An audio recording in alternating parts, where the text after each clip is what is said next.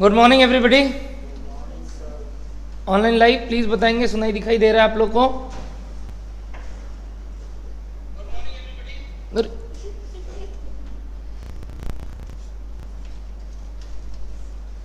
चल, last class हमने basics of costing पहला क्लास आरंभ किया था, जहां कॉस्ट अकाउंटिंग का जन्म, कॉस्ट अकाउंटिंग के बारे में समझा था कि ये जब इस जीवन में आया हुआ किया तो इसका क्या पर्पस था, मकसद था असली, कि हाँ इस कारण से हमने इस सब्जेक्ट को पढ़ा। क्या आपको ध्यान है उसके ऑब्जेक्टिव्स? सबसे पहला ऑब्जेक्टिव था सर, क्योंकि फाइनेंशियल अकाउंटिंग के कुछ लिमिटेशंस थे तो इसका जन्म हुआ। क्या लिमिटेशन सर? प्रोडक्ट वाइज चीजें नहीं बताता। दूसरा सर, धंधे का बात नहीं करता, वो ओवरऑल पूरे फाइनेंशियल स्टेटमेंट्स में सारे खर्चों का बात करता है। तो हमें ये दो के कारण अलग से कॉस्ट अकाउंटिंग सिस्टम समझना पड़ा, which is product wise operating cost, product wise sales और product wise operating profit. But मैंने आपको बोला था कॉस्ट में हम डीम्ड प्रॉफिट को ऑपरेटिंग प्रॉफिट ही बोलते हैं, कॉस्ट में हम डीम्ड कॉस्ट को ऑपरेटिंग कॉस्ट ही बोलते हैं। इसलिए देखा करो, जब मैंने नोट्स लिखाया था, मैंने लिखाया था to calculate product wise cost, मैंने कहीं नहीं लिखा प्रोडक्ट वाइज ऑपरेटिंग कॉस्ट, क्योंकि the word in cost is operating cost. तो सर इसके बाद के financial cost, non operating cost, वो हम एफएम में डील करेंगे। क्या डर है सबको? इसलिए मैंने ब्रैकेट में लिखवाया अपने रेफरेंस के लिए कि मैं जो कॉस्ट का बात कर रहा हूं, कौन से कॉस्ट का बात कर रहा हूं सर? ऑपरेटिंग कॉस्ट या कॉस्ट ऑफ सेल्स जिसको बोलते हैं। फिर मैंने आपको बताया था वही प्रोडक्ट वाइज सेल्स और उसी हिसाब से प्रोडक्ट वाइज प्रॉफिट जिसको बोलते हैं हम ऑपरेटिंग प्रॉफिट। तो क्या था ना, कल तक हमने काफी चीज समझा। जैसे बचपन में मैं आपसे पूछता हूं, देखते हैं कौन कौन इसका सही जवाब देता है। सेल्स और जीपी के बीच में हम क्या माइनस करेंगे कि जीपी आ जाता था? अगर आपको याद है तो बचपन में किया हुआ आपका अकाउंट्स? ये तो अकाउंटिंग की बात की है मैंने तो अपना वाला बात किया भी नहीं। बताइए। Cost of good sold, very good. Cost of यानी ये वो ट्रेडिंग अकाउंट है ना, क्योंकि याद करो कल तक हम तो यही जानते हैं सर ट्रेडिंग अकाउंट। क्या ये कॉस्ट ऑफ गुड सोल्ड ही सारा खर्चा है ऑपरेटिंग की? इसके अलावा और भी हो सकता है? याद है और भी थे? कहां थे वो? हाँ सर, अकाउंट्स के हिसाब से हम उसको पीएल में बनाते हैं, बट देखा जाए तो है वो भी क्या? Operating cost. जैसे sir administration, selling, distribution, office, ये सब के खर्चे भी हमारे किससे रिलेटेड है? ऑपरेशंस। बट सर इसको हम लिखते पीएल में थे। तो ये जो रीजन था, इसके वजह से हम एक नया हथियार ढूंढे थे, जिसके कारण हमें मिला क्या बताए? Operating profit. और हम एक जानते थे ऑलरेडी सर नेट प्रॉफिट। चलो पहले आप ये जो जानते थे ये बताओ। बंद हो गया? आ जाएगा। डिस्टर्ब कर रहा है।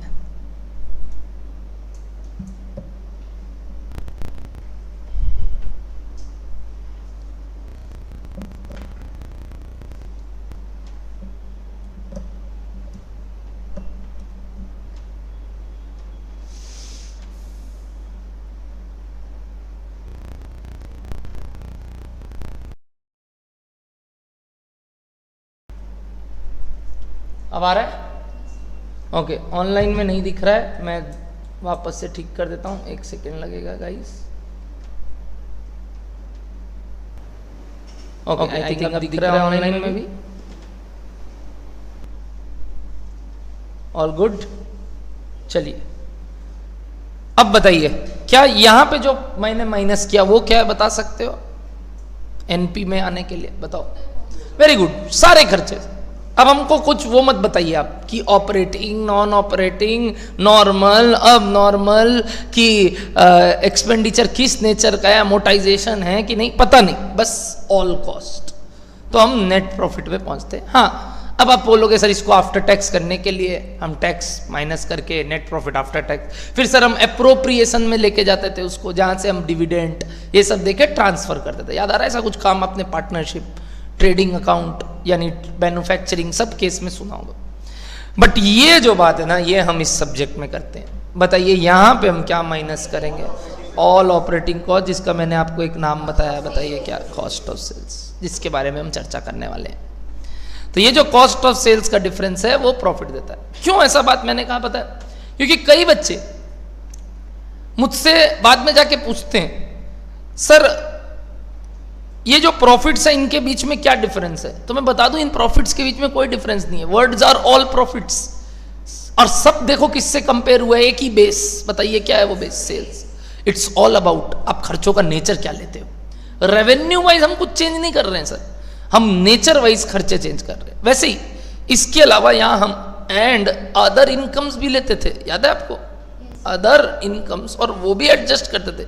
जैसे कुछ अगर क्या होता है हमारा इंटरेस्ट इनकम, रेंट इनकम, है ना, और कोई भी डिस्काउंट मिला, और sir profit on sale of investment, वो सब भी एडजस्ट करते थे। रिकवरी ऑफ बैड डेट, कितना चीज था जो आप लिखते थे, याद है?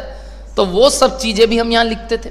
बट सर ये दो जगह में आप वो बात नहीं करते थे, आप सीधा इसके बाद ये सीखे थे अकाउंट्स में। हम इसके बाद एक स्टेप और बढ़ाए थे, याद है? और उसके लिए मैंने आपको एक पीएल दिखाया था और एक ये बात दिखाया था कि देखो बीच में मैं एक एक्स्ट्रा चीज बोलता हूँ, याद है? ये ध्यान रखना आपको कि इस वजह से हम कॉस्ट अकाउंटिंग सिस्टम पढ़ रहे थे। तो ये तीन बात जानने के बाद मैंने आपको बोला था, ये प्रोडक्ट वाइज हमने कुछ एनालिसिस किया था एक डेटा देख के। मैंने बोला था ये डेटा आप उतारेंगे और उस अकॉर्डिंग हमको याद रहेगा कि ऑब्जेक्टिव्स क्या था, जिसमें हम वेरियस डिसीजन लेते हैं, क्योंकि ये एक इंटरनल रिकॉर्ड है सर। यहाँ पे हम डिसीजन एज एन इन्वेस्टर नहीं, एज अ मैनेजमेंट ले रहे हैं। इसीलिए सब्जेक्ट का पूरा नाम क्या है बताए? Cost and management accounting. क्योंकि एज ए मैनेजमेंट हम क्या लेने वाले हैं बताइए? डिसीजन। पूरे सब्जेक्ट में, पूरे करिकुलम में, सी इंटर में 3 मैनेजमेंट है आपके। अगर आप सब्जेक्ट वाइज नाम जानते हैं तो पूछते हैं आज। अकाउंट्स का असली नाम, वाओ, एडवांस अकाउंट्स पता है तुम लोगों को? ठीक है, एडवांस्ड आ गया। ठीक, तो सर फाइनल में क्या super advanced accounts, more advanced account, उसका नाम ही चेंज कर देगा, फाइनेंशियल रिपोर्टिंग। अरे बाप रे। ठीक है, सेकंड सब्जेक्ट का नाम? नहीं, ग्रुप 1 का, लाइन से बोलो। कॉर्पोरेट एंड अदर लॉज, है ना? अलाइड लॉज पहले था, अब वर्ड हो गया अदर लॉज। तो ये जो कॉर्पोरेट लॉ है मतलब कंपनी एक्ट, और अदर लॉ मतलब उसके आसपास का कोई चित्र वित्र वाला। फाइनल में जाके एनी आइडिया? है ही नहीं ये सब्जेक्ट। फाइनल में लॉ हट गया, है ही नहीं वापस से लॉ। ठीक है सर, वो बीच में देना पड़ता है आर्टिकलशिप के समय, ओपन बुक एग्जाम। हाँ वो बकवास है, मतलब सुबह सुबह अगर तुम नशा में भी जाओगे तो दे दोगे, राइट? ठीक है ना, और तुरंत क्लिक करते ही बता देता है पास या फेल। और उसके बाद वाला पेपर कौन सा है आपका ग्रुप 1 में? टैक्सेशन। टैक्सेशन में फुल नाम क्या है? टैक्सेशन की टैक्स लॉज क्या वर्ड है जानते हो? टैक्सेशन। अच्छा ठीक है, इसमें कितने पार्ट है? 2। क्या क्या? तो कहीं भी अभी तक पता है ग्रुप 1 में मैनेजमेंट वर्ड नहीं आया, आते हैं ग्रुप 2 में।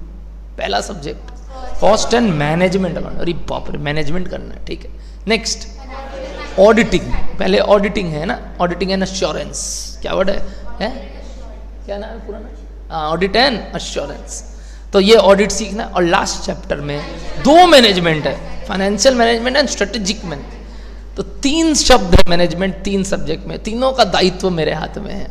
मतलब मैनेजमेंट वाला वर्ड जो है वो तो पक्का हम ही सिखाने वाले हैं आपको। यानी it's all about taking what? बताइए सर, डिसीजंस। आपको कभी भी डिसीजन मेकिंग के लिए और कोई सब्जेक्ट हेल्प नहीं करेगा, सिर्फ ये 3 सब्जेक्ट्स आपको मदद करने वाले हैं कि डिसीजन क्या ले। और of course we need to be very much judgemental in such cases. जैसे हमने कल डिसीजन ऐसे नहीं बोल दिया कि हाँ बंद कर दीजिए, नहीं ये कर दीजिए। याद है हम बहुत डिप्लोमेट्स थे, जैसे मैंने बोला वी ऑल आर डिप्लोमेट्स। अपने ऐसे 1 सेकंड में सारा बात नहीं करते, अपने और एनालिसिस घाटते हैं, डायग्नोसिस करते हैं, और फिर जाके वो डेटा को निकालते हैं, और फिर बोलते हैं अच्छा अगर कॉस्ट रिड्यूस हो सकता है और कंट्रोल हो सकता है तो देखो पॉसिबल है कि नहीं है, तो करो, नहीं है तो मत करो, बट ध्यान रखना क्वालिटी खराब नहीं होना चाहिए। फिर मैंने बोला अगर कोई लॉस मेकिंग प्रोडक्ट है तो क्या उसको बनाए कि ना बनाए, बनाए तो कब तक बनाए, किस कंडीशन पे बनाए, ना बनाए तो किस कंडीशन में ना बनाए, और फिर क्या करे। और वही अगर ये आता है कि डिसकंटिन्यू करे तो फिर जो रिसोर्स बचेंगे उसको किस पर्टिकुलर रिसोर्स में लगाए, दूसरी जगह लगाए। और उसके लिए भी हम अगेन कुछ डेटा मांगेंगे आपसे। ऐसा नहीं हम तुरंत बोल देंगे इसमें करो इसमें करो, डेटा निकालेंगे और 10 तो डेटा बात करेंगे। ये है हमारे मैनेजमेंट का रोल। क्या डन है सबको इतना सा बात? तो ये जो 3 नीचे के ऑब्जेक्टिव्स थे ना, दीज वेयर और मैनेजमेंट अकाउंटिंग के ऑब्जेक्टिव्स, और ये जो ऊपर वाले 3 थे ना, वो क्या था पता है? कॉस्ट अकाउंटिंग के आपके ऑब्जेक्टिव्स। तो सिंस हमारे सब्जेक्ट का नाम कॉस्ट एंड मैनेजमेंट अकाउंटिंग है, तो मैंने आपको ओवरऑल कॉस्ट अकाउंटिंग, इसलिए वर्ड देखे क्या लिखा था? सिस्टम। मैंने कॉस्ट अकाउंटिंग का ऑब्जेक्टिव नहीं बताया, पूरे कॉस्ट अकाउंटिंग के सिस्टम का ऑब्जेक्टिव बताया, जिसमें मैनेजमेंट खुद भी आ जाता है। क्या डन है सबको इतना सा बात? फिर हम ये करने के बाद आपको बताते थे कि कॉस्ट में हम ऑपरेटिंग प्रॉफिट, ग्रॉस या नेट नहीं जानते थे, और जनरली ये सब्जेक्ट किसके ऊपर बात करेगा? हमें मैन्युफैक्चर, बिकॉज जैसे मैंने बोला, तामझाम या बोल लो खर्चे का हिसाब किताब ज़्यादातर कॉम्प्लिकेटेड एक मैन्युफैक्चरिंग इंडस्ट्री के लिए होता है, एक ट्रेडर के लिए नहीं होता। मेरे पिताजी बड़ा बाजार में यहाँ काम करते हैं, मेरा भाई, मेरा दादाजी सब, और वो लोग जो काम करते हैं उसमें क्या है सर, एज इट इज़ थान बोलते हैं हम लोग, थान, रॉ मटेरियल को थान बोलते हैं, थान खरीदते हैं, थान को कटिंग करके बेच देते हैं। तो वो क्या करते हैं, एक रॉ मटेरियल को ही एक रॉ मटेरियल के फॉर्म में बेच रहे हैं। अब तुम्हारे लिए रॉ मटेरियल वर्ड इसलिए यूज किया क्योंकि फैब्रिक वर्ड था, बट सच बताए तो उनकी इंडस्ट्री के लिए वो क्या है? Finish goods. और वो बेच भी कैसे रहे? Finish goods. मतलब they are called a trader who are purchasing any particular goods in the form of finish goods and selling it again in a form of finish goods. तो sir उस case में ज़्यादा झमेला नहीं है। क्या है? भाड़ा पे जगह लिया होगा या ओनरशिप पे होगा, क्या है? 2 स्टाफ होगा, और क्या है सर? लाइट बत्ती पंखा, और क्या है सर? वही जो आपका कटिंग का कॉस्ट लग रहा है। आपने कोई सेटअप नहीं करके रखा है सर, कोई फैक्ट्री नहीं बैठा के रखा है, आपने कोई मशीनें नहीं लगा के रखी है, आप कोई लेबर को नहीं बुलाते हो, आप तो नॉर्मल काम कर रहे हो, और इस काम में ज़्यादा तामझाम नहीं है, जिनको हम बोलते हैं रिटेल शॉप, होलसेल शॉप, जो एज इट इज चीज़ों को बेचते, डिस्ट्रीब्यूटर्स। तो इनके केस में हम ये सब्जेक्ट को ज़्यादा लोड नहीं लेने वाले। हम किसके केस में लेने वाले हैं? मैन्युफैक्चर, क्योंकि वहाँ बहुत तामझाम है। दूसरा हम बोले थे सर्विस ओरिएंटेशन, क्योंकि आज के डेट पे हमारे इंडिया का भी जीडीपी, पहले एक जमाना था जब अपने बोलते थे 60% 70% एग्रीकल्चर से आता है, और वो जमाना ज़्यादा दूर नहीं था, आज से 20 साल 25 साल पहले तक का ही बात है। बट ये पर्टिकुलर 20 साल में रिवर्स हो गया। आज के डेट पे टेरिटोरियल यानी आपके लिए tertiary part which is your service oriented part is more important and it comprises around 40 to 45% of your GDP. तो जीडीपी में आज के डेट में सर्विस इंडस्ट्री ज़्यादा है। अरे खुद जियो ही लेके रखा है कितना जीडीपी, तो वो जियो क्या है? एक सर्विस ओरिएंटेड कंपनी, और उस वजह से हमारे देश का जीडीपी किसके ऊपर निर्भर करता है सर? Service oriented. और इस वजह से हमारा एक चैप्टर बनाया कि सर्विस के बारे में सारा चीज़ सिखाए देंगे वहाँ। बहुत थे उसमें, मतलब अनगिनत पार्ट्स है सर्विसेज के, एक सर्विस नहीं अनगिनत। Education, hospital, hotel, transportation, power house, insurance, सब सीखोगे सब। क्या डन है सबको इतना सा बात?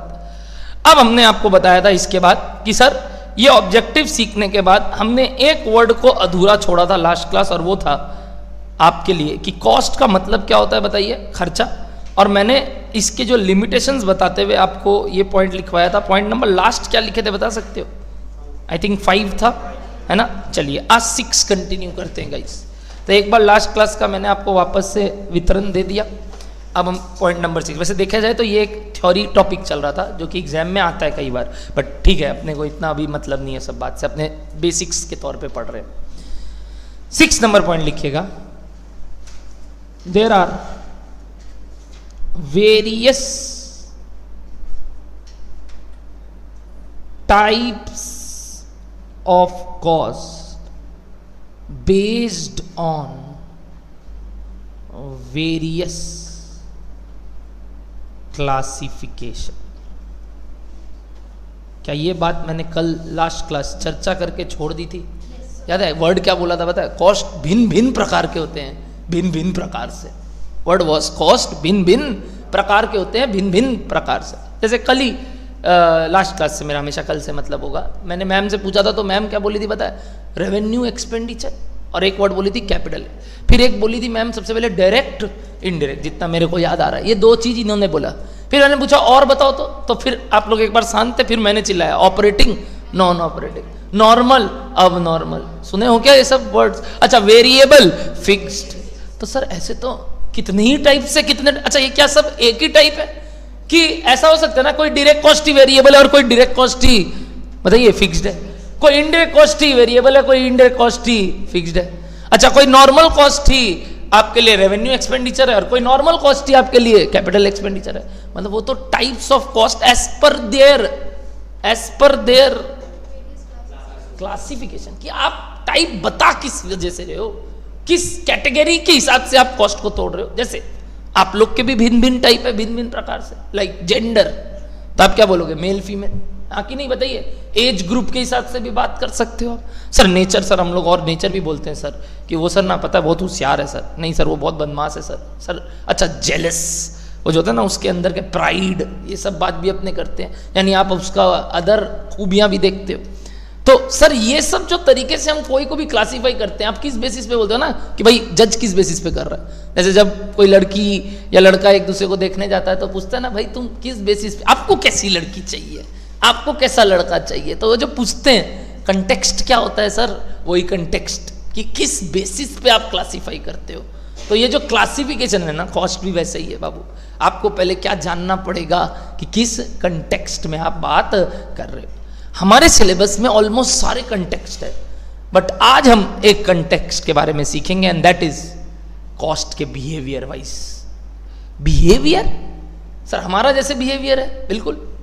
अब जैसे एक जन का बिहेवियर आप बोलते हो सर ये बहुत शांत स्वभाव का है, कोई भी सिचुएशन आ जाए ना ये बेटा उस चीज को टैक्टफुली हैंडल कर लेता, और एक अपने बोलते हैं नहीं सर ये बहुत गर्म दिमाग का आदमी है, अगर कभी कुछ गड़बड़ हो जाएगा ना तो गजब चिल्ला देगा, गजब बदमाशी करेगा। जैसे अपने छोटे भाई बहन के लिए अपने बोलते हैं और वो अपने लिए बोलते हैं बड़े भाई बहन के लिए, है ना। सेम साइकोलॉजी, रिवर्स साइकोलॉजी चलता है। अपने बोलते हैं नहीं हम तो शांत से बात कर लेता, वो चालू किया था बदमाशी करना, और वही vice versa.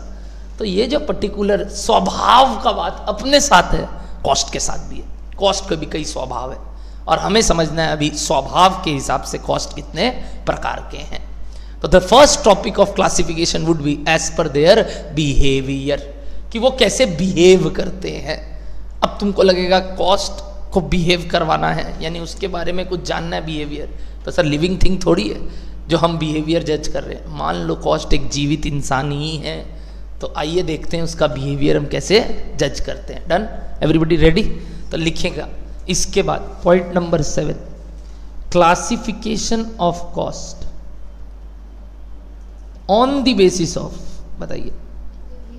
Very good, behaviour, जिसको हम दूसरा नाम देते हैं वेरिएबिलिटी। क्या नाम देते हैं बताइए? वेरिएबिलिटी। बिहेवियर या वेरिएबिलिटी। वेरिएबिलिटी मतलब चेंज, कितना जल्दी अपना स्वभाव चेंज करता है ना। वेरिएबिलिटी, अरे सर देखिए बदल गया बेटा, जब मेरा बुरा वक्त था तो एकदम वैसा हो गया, और अच्छा वक्त चल रहा था तो मेरे साथ। और अपने दोस्त के लिए ऐसी बात करता था, पता है जब अच्छा चल रहा था ना तब बेटा मेरे साथ था, एक दिन मेरे साथ ये हुआ, उसके बाद देखना वो बात करना बंद कर दिया। तो ये जो आप लोग जज करते हैं ना, कॉस्ट भी एक दूसरे से ऐसे बात करता है, अपने को पता नहीं उनका दुनिया में एक मल्टीवर्स होगा जहाँ they are talking about themselves, और वैसे अपने को बस पता है अंदर का बात। अब जैसे अपने बोलते हैं जानवर बात नहीं कर सकते, अरे अगला लोग तो कुछ गटर गु कर रहा होगा अंदर, अपने को उनका भाषा नहीं समझ में आ रहा है। वैसे जैसे अपने बात करते हैं उनको भाषा नहीं, वो बोल रहे क्या ये लोग गटर गु कर रहा होगा, है कि नहीं। तो वो अपने को नहीं मालूम, we are not in that universe right now. Similarly ये जो एक नॉन लिविंग यूनिवर्स है, we don't know about this non living universe. तो मैं बता दूं बिहेवियर या वेरिएबिलिटी खर्चों का भी होता है, और वो कैसे जज करते हैं आज सीखेंगे। आप कैसे जज करते हो कोई भी मित्र को, कोई भी जन को, क्या चाहिए आपको, क्या डेटा चाहिए आपको जज करने के लिए। एक सोचो बस बात कि सर हमको अगर आप ये बता दोगे तो हम उसका बिहेवियर बता देंगे। सोच, एकदम नॉर्मल बात, ट्राई ले। अभी मैंने थोड़ा देर पहले हिंट दिया था, वैसा मैंने पूरे कहानी में हिंट दिया आपको क्या जानना चाहिए आप। एनीबडी हिंट पकड़े थे इस पूरे स्टोरी में? मैंने क्या बोला? 1 2, ठीक है, हिंट पकड़ना है 3। अच्छा, हिंट मैंने पूरा, अभी रिकॉल करो पिछले 2 मिनट 3 मिनट का बात मैंने बोला इस दौरान कि क्या देख के आप जज करते थे अपने दोस्त के बारे में, वैसे ही कॉस्ट भी पक्का जज करेगा। बताओ मैं किसके बारे में बात कर रहा हूं? मैं तो टाइप पूछा ही नहीं, मैं तो बोल रहा हूं क्या देख के बोलोगे। बोल बाबू। तो वो कैसे कैसे, मतलब किस मोमेंट पे, है ना, मतलब क्या, दो सिचुएशन पे क्या बात करते हो आप? दो, सर अच्छे वक्त पे वो मेरे साथ कैसे था और बुरे वक्त पे कैसे था, हाँ या ना। कोई भी इंसान का स्वभाव एक पॉइंट ऑफ टाइम से नहीं समझ में आता। कितने चाहिए?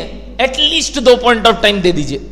वर्ड सुने, एटलीस्ट 2 पॉइंट ऑफ टाइम पे वो जैसे रिएक्ट करता है ना सर, हम बोल सकते हैं ये आदमी का नेचर कैसा है, ये आदमी का बिहेवियर कैसा है, हाँ कि ना बताइए, एकदम निजी जिंदगी का बात। सेम कॉस्ट है, कॉस्ट भी यही बात बोलता है कि अगर हमको इस कॉस्ट के, इस पर्टिकुलर कॉस्ट के, कौन से कॉस्ट के, वो जो भी XYZ नाम है, अच्छा कॉस्ट के नामकरण कई रकम के होते हैं, तुमको अब अगेन नाम से मतलब नहीं है, अभी किसके बात कर रहे हैं? बिहेवियर। क्या मैंने इसको दोस्त का नाम पूछा?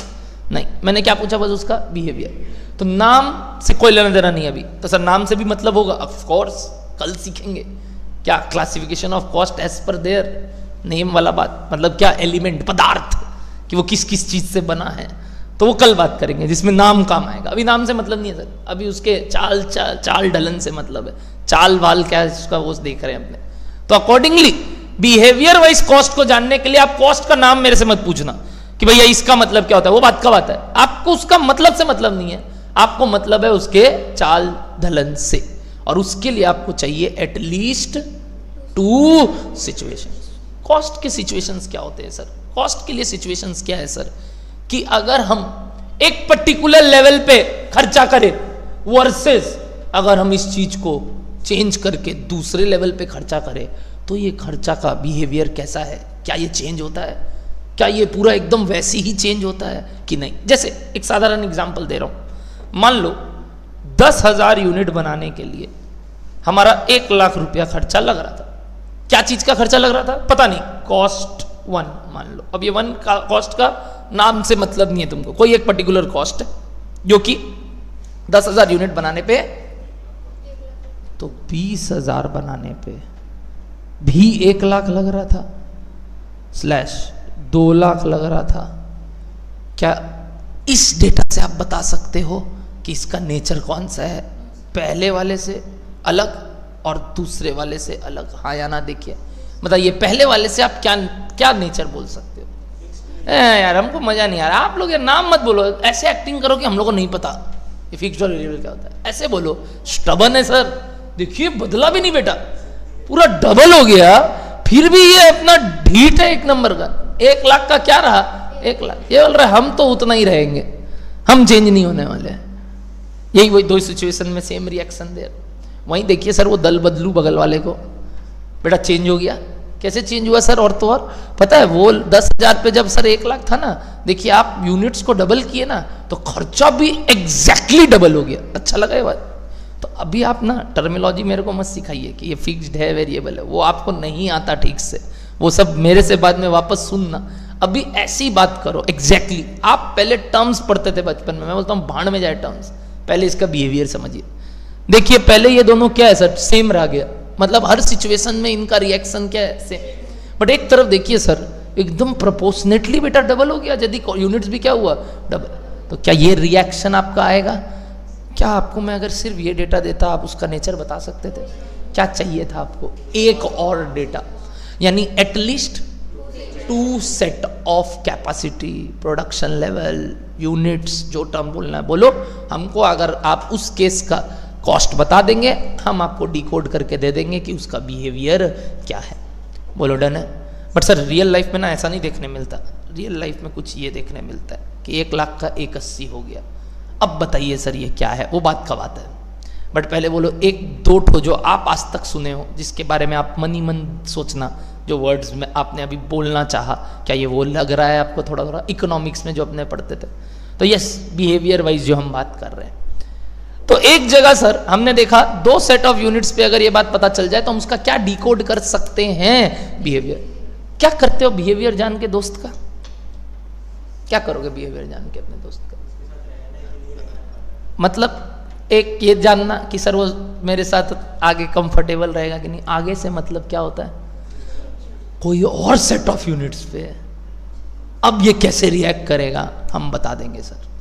मतलब अगर कोई और तीसरा सिचुएशन अब सामने रख दो आप, हम बता देंगे इसका रिएक्शन क्या आने वाला है इस बात पे। यानी कॉस्ट भी यही बात बोलता है, अगर 2 सिचुएशन में तुम एक बार जज कर लो ये कॉस्ट क्या है, तुम फिर तीसरा सिचुएशन मेरे को दो, चौथा दो, 5वां दो, छठा दो, हम हर केस का क्या निकाल के दे देंगे तुमको कि उस पर्टिकुलर केस का कॉस्ट कितना हो सकता है। तो behaviour wise cost helps us to calculate what, बताइए बोलिए, कॉस्ट किस पर्टिकुलर बेसिस पे, at different capacity level, at different, कि अलग अलग कैपेसिटी लेवल पे इसका खर्चा क्या लगने वाला है वो हम तभी बता सकते हैं जब आप मेरे को क्या बता दो, उसका बिहेवियर। हम नाम से क्या करेंगे तब, हमें तो बिहेवियर चाहिए, नाम से कोई लेना देना नहीं। नाम से तो मतलब है उस चीज को लिखना कैसे, वो कल सीखेंगे एलिमेंट वाइज की जचाना कैसे। बट आज पहले ये बताइए सर, ये जान के होगा कि आपको बिहेवियर क्यों चाहिए किसी का, ताकि हम ये बता सके कि कल को अगर ये चीज चेंज होता है, मान लो हमको यही तो आपका काम ज्योतिषी है, मान लो मैंने आपको ये 2 डेटा दे दिया, अब मैंने बोला कल मैं सोच रहा हूँ अब लोग कि भैया आपने इतना प्रोडक्शन करने वाले हैं तो बताओ ना मेरा क्या क्या खर्चा लगेगा, ये काम अब आप कर सकते हैं क्योंकि आपने क्या जज कर लिया उसका बिहेवियर। तो तुम बोल सकते हो हाँ हम बता देगा तुमको कि कल क्या होने वाला है, लो इधर आओ, तो वो तुम उसका डेटा निकाल के दोगे, यानी तुम उसके कोई भी 3rd 4th 5th यानी एनी रेंज ऑफ यूनिट्स पे क्या बता सकते हो, बताओ उसका कॉस्ट का behaviour, and hence what should be the expected cost.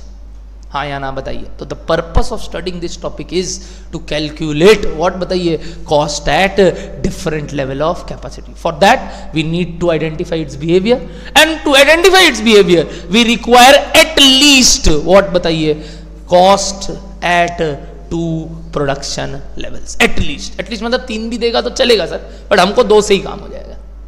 हाँ या ना बताइए एवरीबॉडी, लिख सकते हैं अब ये लाइन। हाँ हाँ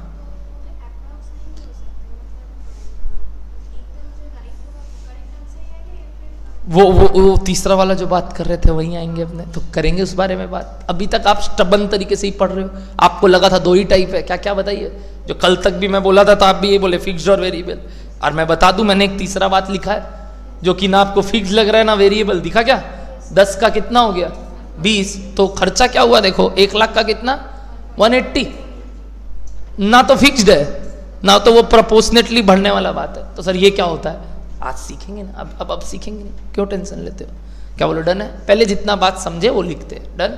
आइए लिखना चालू करते हैं। इसके बाद क्लासिफिकेशन ऑफ कॉस्ट के अंदर लिखना आप लोग, ये जो अपने बिहेवियर वाइज लिखे या वेरिएबिलिटी वाइज लिखे, इसके अंदर लिखिए to find the behaviour of any cost we require the cost value at least dash capacity level slash production level slash set of units, जो वर्ड्स बोल सकते हो आप, मतलब अब आपके लिए ये सब वर्ड्स हैबिचुएशन में आ जाएंगे क्योंकि आप एक प्रोफेशनल कोर्स कर रहे हैं। बताइए कितना, एटलीस्ट कितना, 2,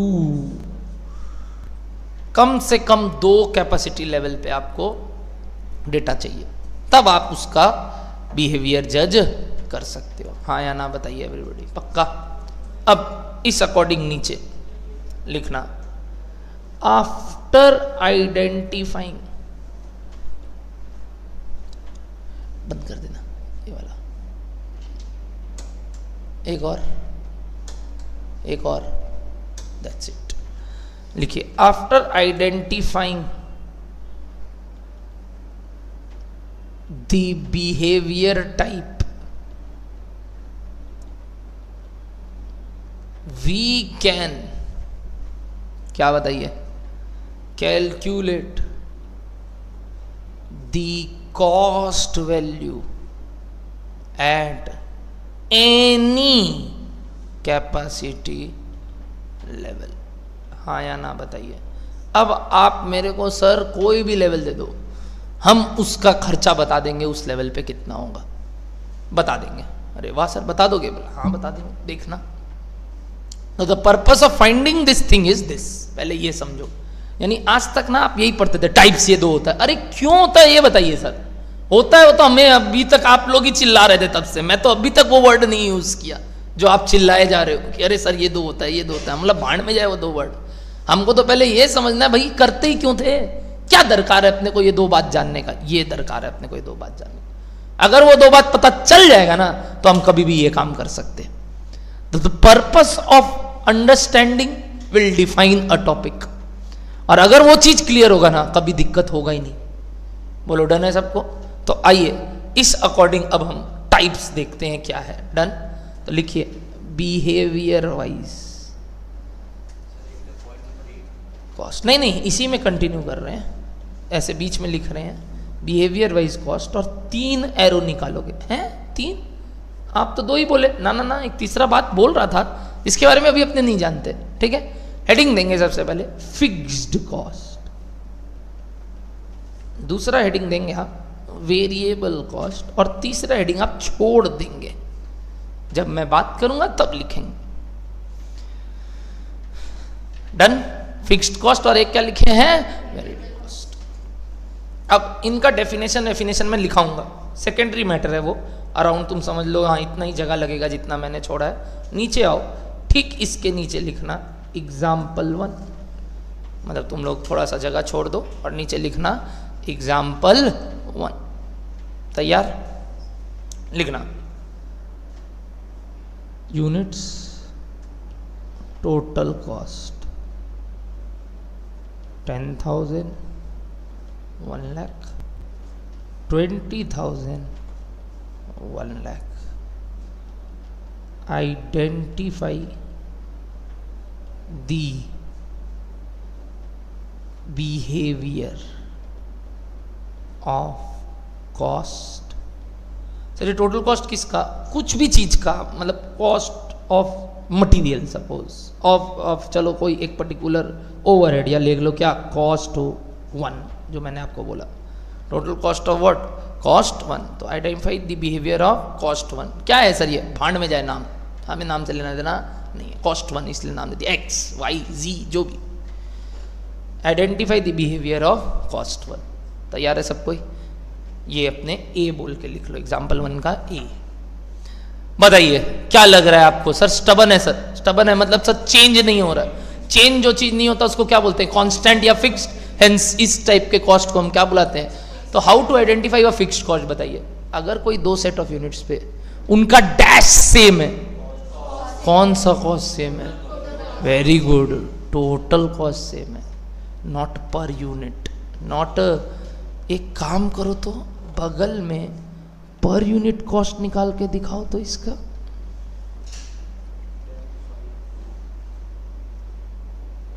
दिखाओ आ जाएगा वो थोड़ा बहुत मेरा डांट फटकार से सुनेगा, एक्साइटेड हो जाता है ये भी बेचारा, कनेक्टिविटी इश्यूज।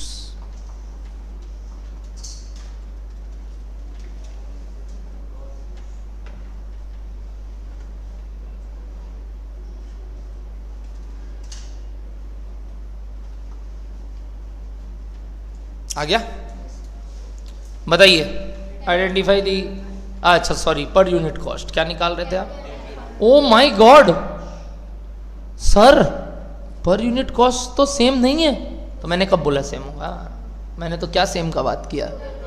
पर यूनिट तो देखिए सर गिर गया, ऐसा क्यों हुआ? कोई बता सकता है गिरा क्यों?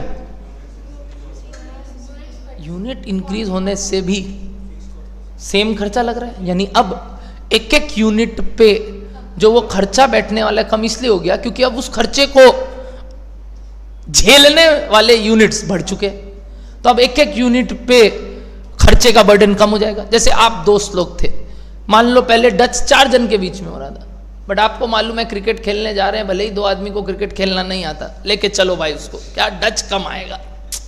खाने जा रहे हैं तो हमें मालूम है वो कम खाता है, लेके चलो भाई, एक तो फ्रेंच फ्राइज भी अगर वो उठाया सीधा स्प्लिट मार देंगे इस पे।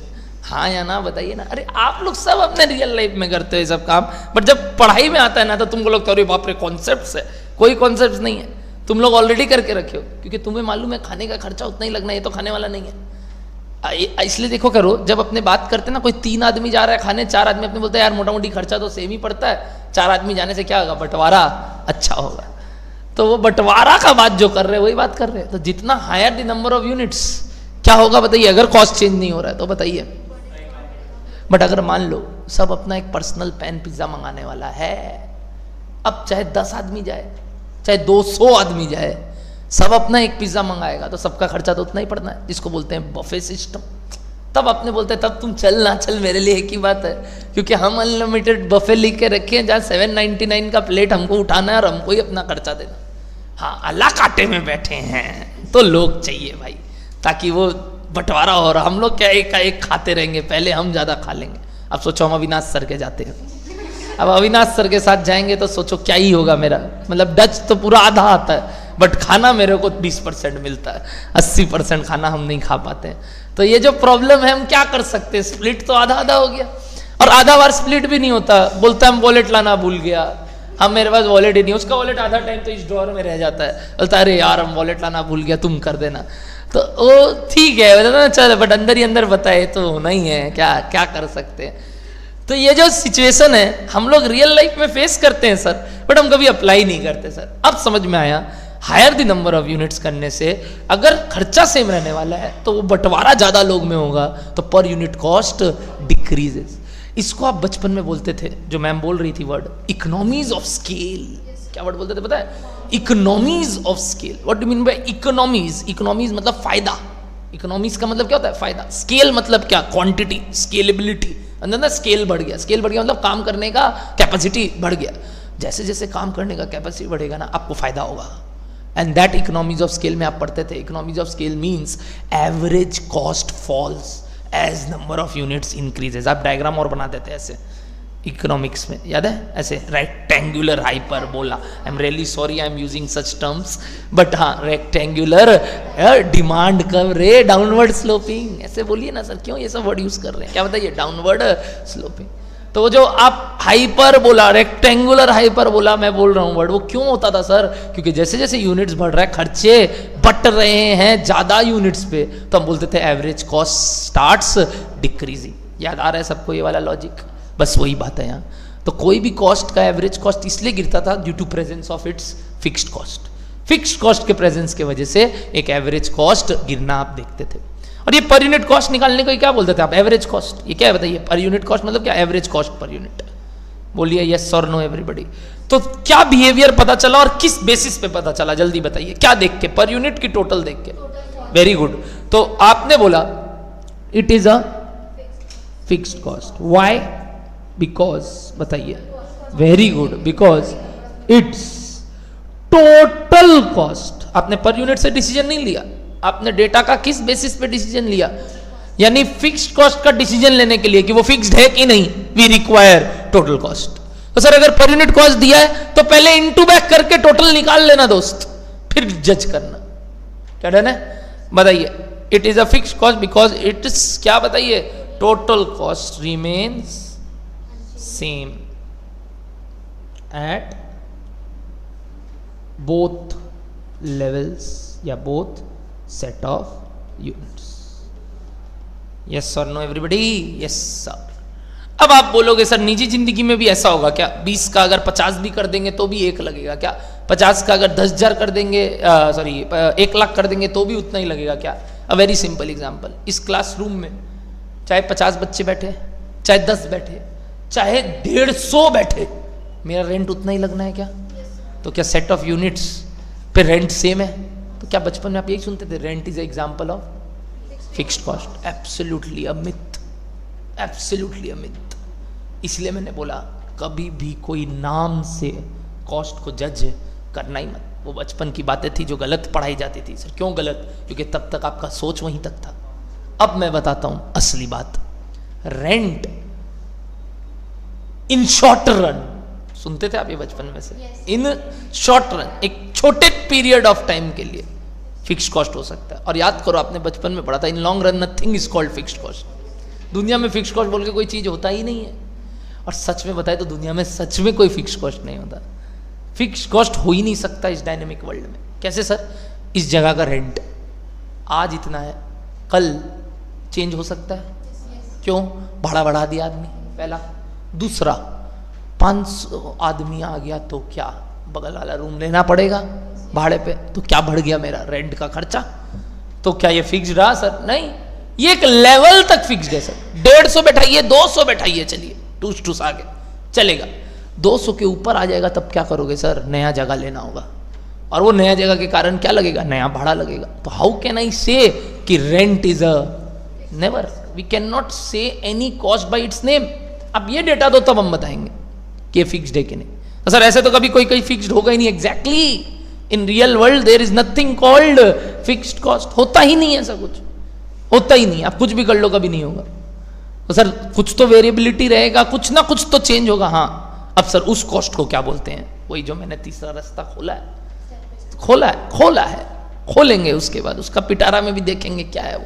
बट अभी पिटारे में जो बात जानते थे उसका रियलिटी चेक लिए कि देखा जाए तो रेंट, इलेक्ट्रिसिटी, बचपन में बोलते थे are example of fixed cost. मिथ शॉर्ट रन तक फिर भी, और वो भी नहीं बोलेंगे हम तो शॉर्ट रन में भी बोल रहे हैं। मान लो एक बैच के बाद अगला बैच में, इस बैच में आपको भी मालूम है लोग कम पास हुए में 15% ओवरऑल इंडिया वाइज रिजल्ट, मतलब फाउंडेशन का रिजल्ट फाइनल जैसा।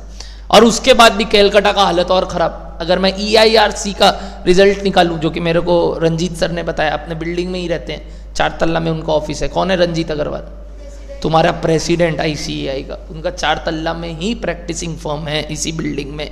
और वो 4 तल्ला में जब वो आते हैं तो हम लोग बात करते हैं। उनका लड़का भी अभी हमसे इंटर पढ़ा था मई में ही, और वो बेचारा पास नहीं किया। उनका लड़का, कौन? प्रेसिडेंट का बेटा, इंटर पास नहीं किया मई में।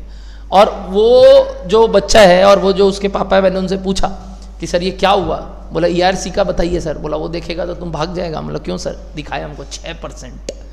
मतलब कैलकाटा इन ईस्टर्न रीजन का result of CA foundation was 6%। तो सर 15 कैसे हुआ? अबे वेस्ट में ज़्यादा हुआ था, साउथ में ज़्यादा हुआ था, वहाँ 25-30 हुआ था। वो मिला के ओवरऑल इंडिया में कितना हुआ? 15। नहीं, हम फाउंडेशन का बता रहे। तो आप वो लकी 6% है क्या? बोलो मेहनती 6% है सर। लकी क्या बोल रहे हैं? हम मेहनत करके आए, लकी आए बड़े आप। हम लोग वो मेहनती 6% लोग हैं ईस्टर्न रीजन के जो आगे बढ़े। तो इस मेहनत को आगे कंटिन्यू रखिएगा, तब वो आगे जिंदगी भर आपके लिए काम आएगा। तो बता दें, अगर आप अपना ये सक्सेस से इंस्पायर होना चाहेंगे तो बेटर है। ओवर कॉन्फिडेंट मत होइएगा, क्योंकि मैं बता दूं यू आर वेरी गुड। अगर आप इस टर्म में निकाले हो तो आप आगे बढ़ के बहुत अच्छा कर सकते हो लाइफ में। और आप समझ लेना, अगर अभी क्राउड कम था तो आपके समय जब जो इंटर देंगे कम होंगे, और वो ही होंगे जो आपके साथ होंगे। तो the getting good marks, getting higher results, getting a rank is very easy in your term, because the sample size is very low. और जो बाकी टाइम होगा सैंपल साइज विल इंक्रीज। दे देना मई में दोनों ग्रुप, चाहे जो, बस सीधा सा बात है, पक्का है निकल जाओगे, क्योंकि तुम इतना मेहनत करके यहाँ पहुंचे हो। तो एक बार में जो जोश, इंजन गर्म है ना, गर्म इंजन में हथौड़ा मार दो, पता चले कुछ नंबर भी एक्स्ट्राऑर्डिनरी आ गया तो बढ़िया ही बात है। आज के दिन में I can not predict that, we will work and will see whether we can achieve that और नॉट। तो वो चीज़ अभी हम लोग जनवरी वालों के साथ कर रहे हैं कि हमें पता है जनवरी में हमें किसको मालूम है कौन क्या कर सकता है, तो accordingly we are preparing routines and all.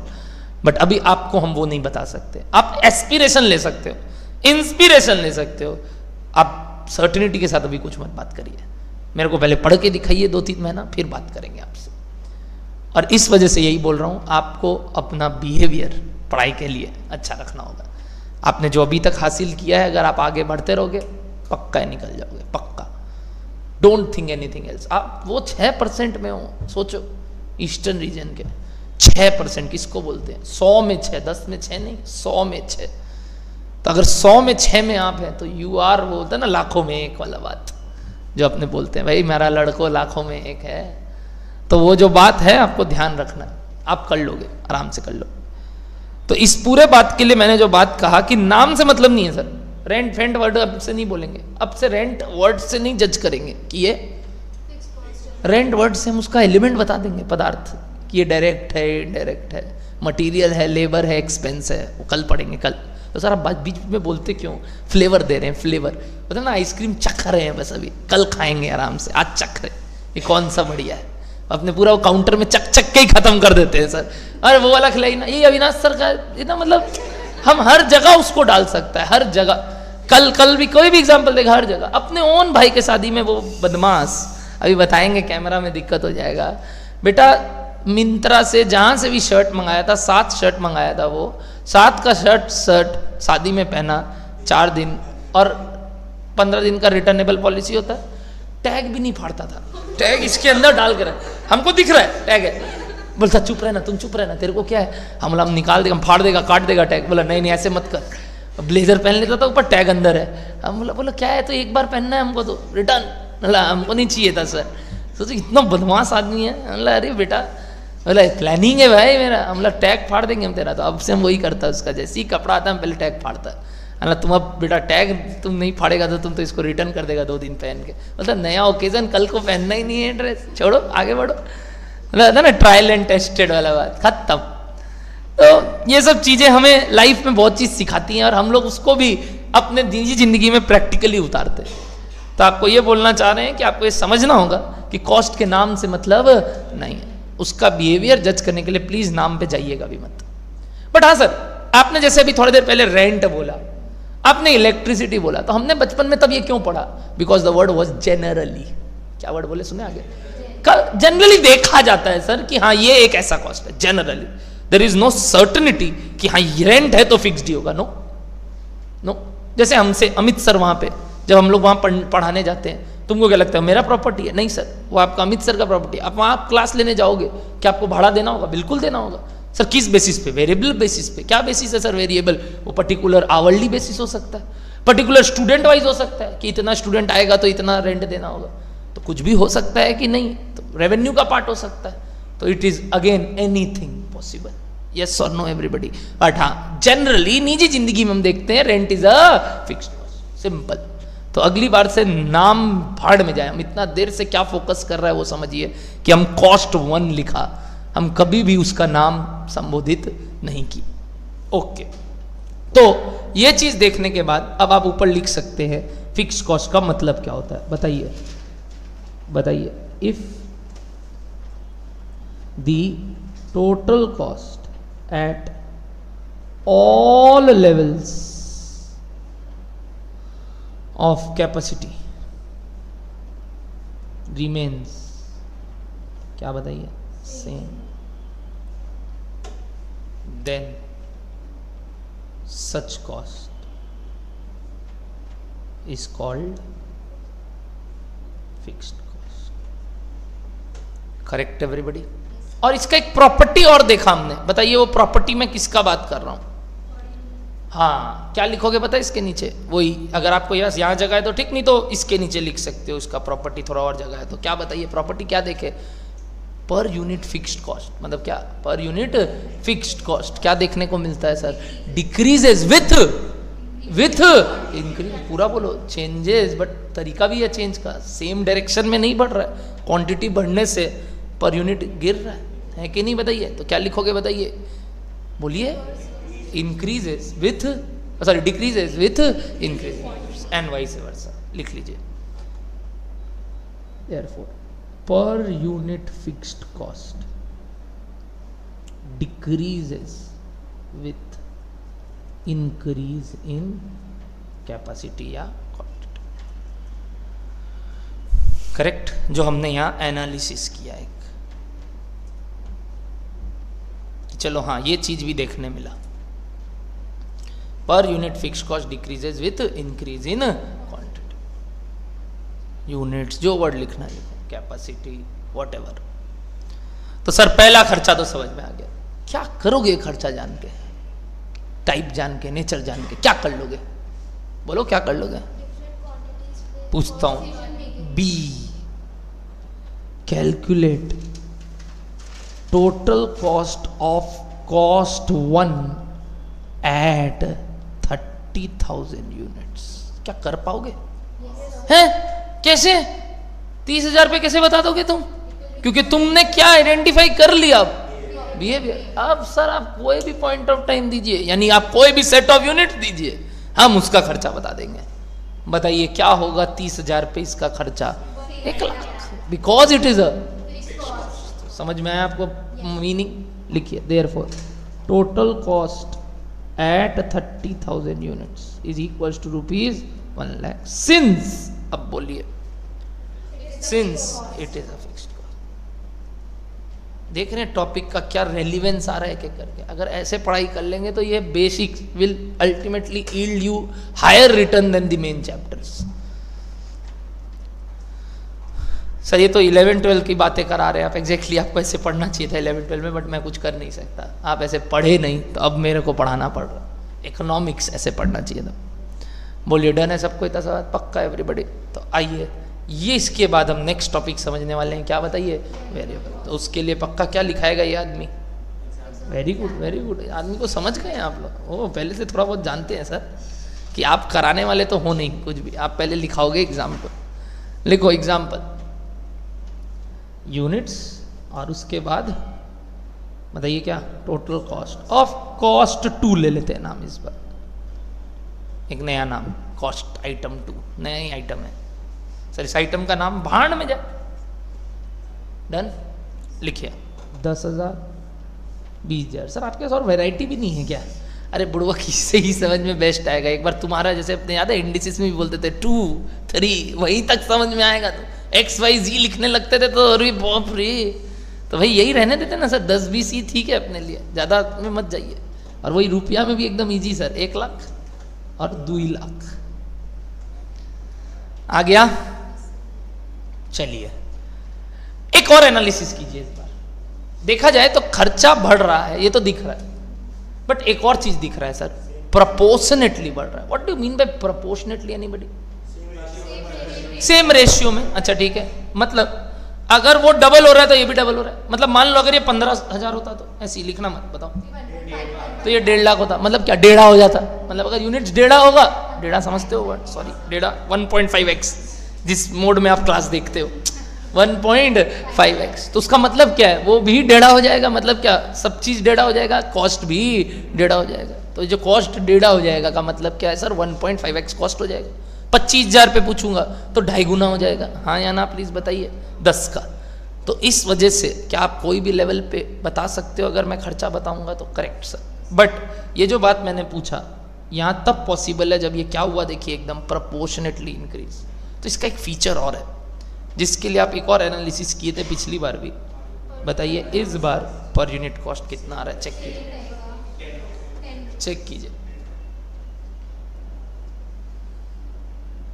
कितना आया बताइए? ₹10, ₹10 आया क्या? Oh my god.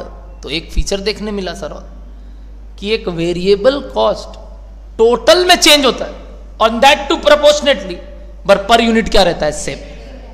तो अगर वेरिएबल कॉस्ट पता करना है ना तो ज्यादा बेटर तरीका क्या है बताए? पर यूनिट कॉस्ट जान लेना। अगर पर यूनिट कॉस्ट क्या निकल गया बताइए? सेम, बस खत्म बात, it is a variable cost. 2 set of unit पे अगर पर यूनिट कॉस्ट सेम है, बस बात खत्म, it is a variable cost. बोलो हाँ या ना? पर यूनिट सेम आ रहा है कि नहीं? क्योंकि अगर वो प्रोपोर्शनेटली बढ़ रहा है मतलब उसका जो एक यूनिट का खर्चा है वो फिक्स्ड है। एक यूनिट का जो खर्चा है वो फिक्स्ड है। सोचो वेरिएबल वर्ड में फिक्स्ड वर्ड बोलना पड़ रहा है क्योंकि एक यूनिट का खर्चा फिक्स्ड है यूनिट वाइज। और वही उल्टा बात बोले थे फिक्स्ड में पर यूनिट वाइज बोले थे क्या? गिर रहा है, जबकि आप बोले फिक्स्ड है। अरे तो मैंने पर यूनिट वाइज बोला, और ऐसी वेरिएबल के लिए पर यूनिट वाइज फिक्स्ड है। अरे बाप रे, confusing but very easy to understand. Clear everybody? तो आइए इसका डेफिनेशन ऊपर लिखते हैं। बताइए वेरिएबल कॉस्ट का डेफिनेशन में क्या लिख सकते हैं sir? If the total cost at different levels of capacity changes in same proportion, very important word, in same proportion inverted comma as, बताइए क्या? levels of capacity change। मतलब जिस लेवल ऑफ कैपेसिटी जिस प्रपोर्शन में change कर रहा है उसी प्रपोर्शन में अगर टोटल कॉस्ट भी चेंज हो then such cost is called variable cost. If the total cost at different level of capacity changes in the same proportions at level of capacity change, then such cost is called variable cost. इसका second feature क्या बोलोगे? Very good. Therefore, per unit variable cost remains constant. बस remains constant. चाहे बढ़े गिरे मतलब नहीं है. Remains constant. Per unit variable cost remains constant. Easy stuff, everybody.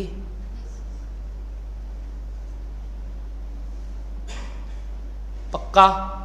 तो आंसर लिखिए ना इसका भी. ए क्या क्वेश्चन पूछूंगा? ए बता सकते हैं आप? A identify the behaviour of cost two. Identify the behaviour of cost two. Same, एकदम सेम.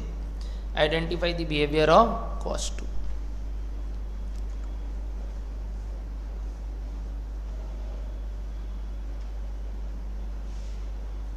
ऑनलाइन भक्त जनों क्लियर है यहां तक? बताएंगे एक बार Thums up please.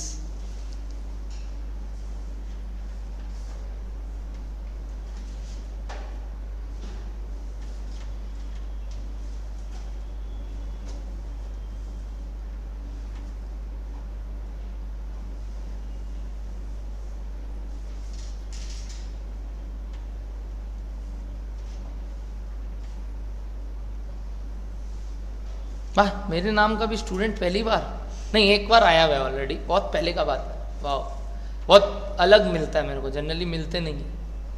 Navneet Agarwal. आज तक एक और टर्म में मिला है और आज तुम मिला है. Very good. आइए, ए लिख लिया है पक्का एवरीबडी? तो आंसर कैसे लिखोगे इसका बताओ इस बार. अब फ्रेम बताओ, आंसरिंग का फ्रेमिंग कैसे होगा बताओ, किस बेसिस पे? अरे पिछली बार आपने क्या बोला था? It's total cost remain same, इसलिए तुमने क्या जज कर लिया? तो बताओ वेरिएबल कैसे जज करोगे? Very good. ज़्यादा बेटर है ऐसे नहीं बोल के कि प्रोपोर्शनेटली चेक करना. ज़्यादा बेटर तरीका क्या है? बोल देना पर यूनिट सेम. तो जब भी वेरिएबल कॉस्ट डिफाइन करना होगा ना, हम तुरंत क्या निकाल लेंगे उसका? एक बार पर यूनिट निकाल के देखेंगे कि अगर वो सेम है तो वेरिएबल, और अगर टोटल सेम है तो फिक्स्ड है. बात खत्म. तो अब सर मान लो वेरिएबल कॉस्ट है बट दिया टोटल का डेटा था, तो पहला काम क्या करना? हमेशा पर यूनिट निकाल लेना. फिक्स्ड कॉस्ट था बट पर यूनिट डेटा दिया, तो पहले क्या निकाल लेना? टोटल. समझ रहे हो ना? मतलब डेटा जैसा हो हम अपने हिसाब से उसको चेंज कर देंगे और फिर हम जज कर लेंगे वो कौन सा कॉस्ट है. डन. तो हमें दोनों चीज चाहिए हिसाब से, बट अगर फिक्स चाहिए तो देखना है टोटल सेम है कि नहीं, वेरिएबल देखना है तो देखना है पर यूनिट सेम है कि नहीं. तो जजमेंट फैक्टर इज, बताइए, it is a variable cost because, बताइए बिकॉज क्या लिखोगे? Yes, per unit cost is constant. Correct everybody? Judgement factor was per unit cost is constant. तो मेरा क्वेश्चन नंबर बी मैं बोलूंगा भी नहीं, खुद से सोच लो और उसका आंसर भी कर दो. इसी का क्वेश्चन नंबर बी, एग्जाम्पल 2 का क्वेश्चन नंबर बी. सोच लो मैं क्या बोलने वाला हूं. मतलब ब्रह्मा पावर दे दिया आप लोगों को. जाइए अब जान दे दीजिए आप अपने बातों को.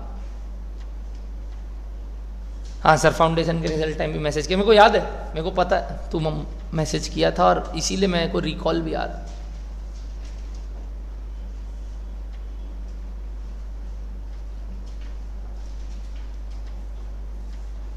चलिए ऑनलाइन लाइव आंसर दीजिए फटाफट. बी नंबर क्वेश्चन में क्या पूछना चाह रहा हूं? Calculate the total cost.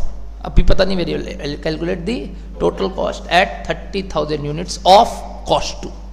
तब आपने क्या बोला सर, इसका कितना कॉस्ट हो जाएगा? 30,000.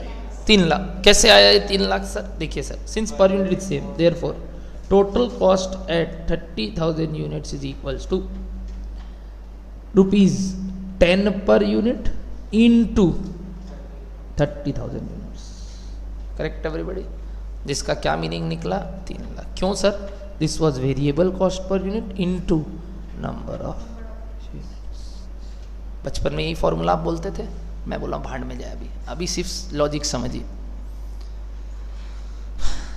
परफेक्ट. 3 लाख सबको क्लियर है? मजेदार? मजेदार सर, मजेदार. तो पहले तो पर्पस समझ लिए पढ़ाई करने का. अब सर वेरिएबल कॉस्ट के लिए जनरली हम बोलते थे यही मटेरियल, कि एक शर्ट बनाने में 1.5 मीटर कपड़ा लगता है. 1 मीटर कपड़ा लगता है, अविनाश सर है तो 3.5 मीटर कपड़ा लगता है। सर आप छोड़ दीजिए ना उनको, क्या आप बेचारे मजा कर रहे हैं वहाँ, वही तो बोल रहे हैं मजा कर रहे हैं, इसलिए तो गुस्सा आ रहा है उनको। बड़ा मस्त मसाज ले रहा है, सुबह से बैठा है, बोलता है आए जकूजी में बैठे हैं मस्त सो रहे हैं, तो मज़ा ले रहा है वो, वहाँ पे बैंकॉक गया हुआ है भाई। तो हम बोला बढ़िया बात है, बीवी बच्चा के साथ घंटा बढ़िया बात है। तो अब वो जो भी गया है, जहाँ भी गया मज़ा कर रहा है, तो हमको जलन हो रहा है और कुछ नहीं। तो बता दे आपको कि वो 4 मीटर कपड़ा उसके लिए लगेगा, और जो भी लगेगा क्या लगेगा सर, मीटर वाइज पता है ना, प्रोपोर्शनेट। और मीटर इज व्हाट अगेन बताइए, फैब्रिक इज व्हाट बताइए, एक वेरिएबल कॉस्ट हो गया। क्यों? रॉ मटेरियल है बट एक वेरिएबल कॉस्ट हो गया, क्योंकि जैसे जैसे आप number of pieces of shirts बढ़ाओगे आपको मीटर ऑफ कपड़ा भी ज़्यादा लगेगा प्रोपोर्शनेटली, क्योंकि अगर एक शर्ट में इतना चाहिए तो 2 में और उतना ही लगेगा। सेम लेबर काम कर रहा है उसके ऊपर सर, तो वो वेजेस भी वैसे मांगेगा कि 10 शर्ट आयरन करना है कि 50 शर्ट आयरन करना है कि 200 शर्ट। अपने घर में दीदी भी आती है, वो भी बेटी देखती है कि अरे बाप रे, वो जो दीदियाँ आती है वो देखती है अरे आज तो सर आपका बर्तन बहुत बेसी हो गया, आज तो एक्स्ट्रा लगेगा, एक्स्ट्रा दोस्त लोग आ गए थे आपके। तो वही जो कंडीशंस हैं, क्या वो चक्कर में अपना कॉस्ट चेंज होता है कि नहीं होता? बिल्कुल चेंज होता है। तो सर ये जो पर्टिकुलर चीज़ें अभी आप बोल रहे हो, हम लोग जनरली देखते हैं कि ये क्या है बताइए, वेरिएबल कॉस्ट। क्या क्या एग्जाम्पल दिया बताएंगे? Material, labour. बट अगेन कुछ भी बात को मान मत लेना, हमेशा यही होगा।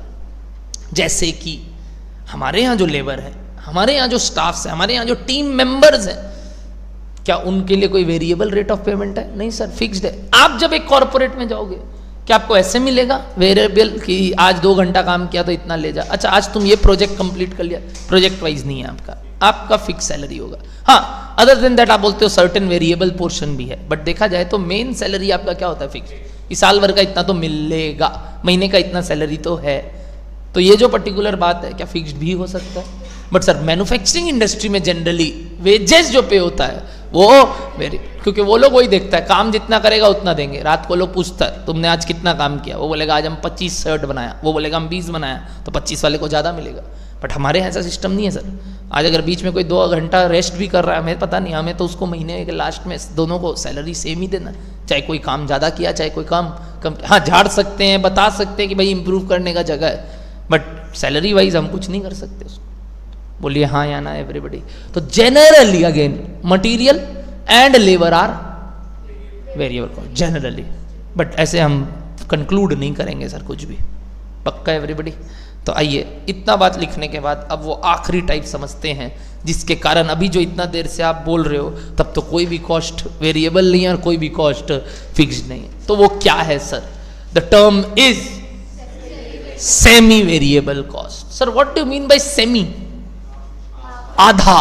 तो मैं बता दूं, लिटरल मीनिंग तो आधा है, बट यहां संबोधित कर रहा है अपार्ट। क्या संबोधित कर रहा है? अपार्ट। अपार्ट मतलब एक ठो पार्ट, एक ठो पार्ट वेरिएबल है और एक ठो पार्ट पक्का क्या है तब फिक्स्ड है। तो सर सेमी फिक्स्ड क्यों नहीं वर्ड बोला? अरे ठीक है, अगला को नाजुक सॉफ्ट कॉर्नर था जो बनाया वेरिएबल के प्रति, हम क्या करें? अब हम क्या बोले उसको जाके नाम चेंज कर, तुम फिक्स्ड को क्यों नहीं इज्जत दिया? अब वो नहीं दिया, नहीं दिया, और सेमी वर्ड बोला। जैसे आप लोग बचपन में सुने होंगे एक्ट्स में भी क्वाजी, यही पगला लोग, क्वाजी सुना है तुम लोग? लॉ में क्वाजी क्या मतलब होता है? Quasi deemed, deemed contract, quasi contract. और क्या मतलब होता है क्वाजी? जानते हो क्वाजी का मतलब क्या होता है? हाँ नहीं, पार्ट। क्वाजी पार्ट ही बोलते हैं उसको। अगर आप गूगल मीनिंग सर्च करोगे, क्वाजी मतलब अपोर्शन। अपोर्शन मतलब क्या? थोड़ा सा वो है, क्वाजी है मतलब पूरा वो भी नहीं है सर और पूरा वो भी नहीं है, क्वाजी बोलते हैं उसको, कि थोड़ा उसका फीचर लेके रखा है और थोड़ा उसका फीचर लेके रखा है, इसीलिए उसको अपने क्या बुलाते हैं? क्वाजी। तो यही quasi word, semi word denote क्या कर रहा है sir? Part, not necessary exactly आधा। क्या डन है सबको? तो टर्म का मतलब पहले तो, और वेरिएबल वर्ड को इज्जत दिया, मेरे को नहीं मालूम क्यों। आप इसको सेमी फिक्स्ड बोलो, जाओ, आपको जो बोलना है बोलो, मेरे को लेना देना नहीं है। जनरली आप बुक्स में क्या देखोगे बताओ? Semi variable cost. कहने का तात्पर्य ना तो पूरा फिक्स्ड है ना तो पूरा वेरिएबल है। निजी जिंदगी में जो हम कॉस्ट देखते हैं, तो सर उस केस में क्या करेंगे आप बता रहे हैं, तो लिखिए नेक्स्ट हेडिंग क्या? Semi variable cost. इसका एक स्पेशल टाइप है और उसको लिखना including slab fixed cost, including slab fixed cost. ये क्या वर्ड अभी आपने बोल दिया, ये भी थोड़ा बताइएगा जरूर, बट आज नहीं, नेक्स्ट क्लास। इंक्लूडिंग क्या, स्लैब फिक्स्ड। हिंट देके छोड़ देता हूँ, जो थोड़ा देर पहले मैंने अपने ही जगह का रेंट का बात कर रहा था कि 150-200 तक चलो टान टून के हम 50,000 का रेंट में जा चालेगा, बट अगर मेरे को 300 आदमी, या बोल लो 202 आदमी भी आ गया, 201 आदमी भी आ गया, 220 आदमी भी आ गया, क्या हमको एक नया जगह फिर से लेना पड़ेगा? तो उस सब टाइप के कॉस्ट को हम क्या बुलाते हैं, कल सीखेंगे। निजी जिंदगी में देखते भी आइएगा, रास्ता में भी आपके साथ यही होके रखा हुआ है। मेट्रो से आते हो तो भी आप इस कॉस्ट को झेलते हो, बस से आते हो तो भी आप इसी कॉस्ट को झेलते हो, टैक्सी से आते हो तो भी आप इस कॉस्ट को झेलते हो। समझ में आ रहा है कुछ बात? जैसे मेट्रो में जब चढ़ते हैं सर, 3 स्टेशन तक भाड़ा एक, अगला स्टेशन होते ही एकाएक चेंज, फिर वो 3 तक सेम।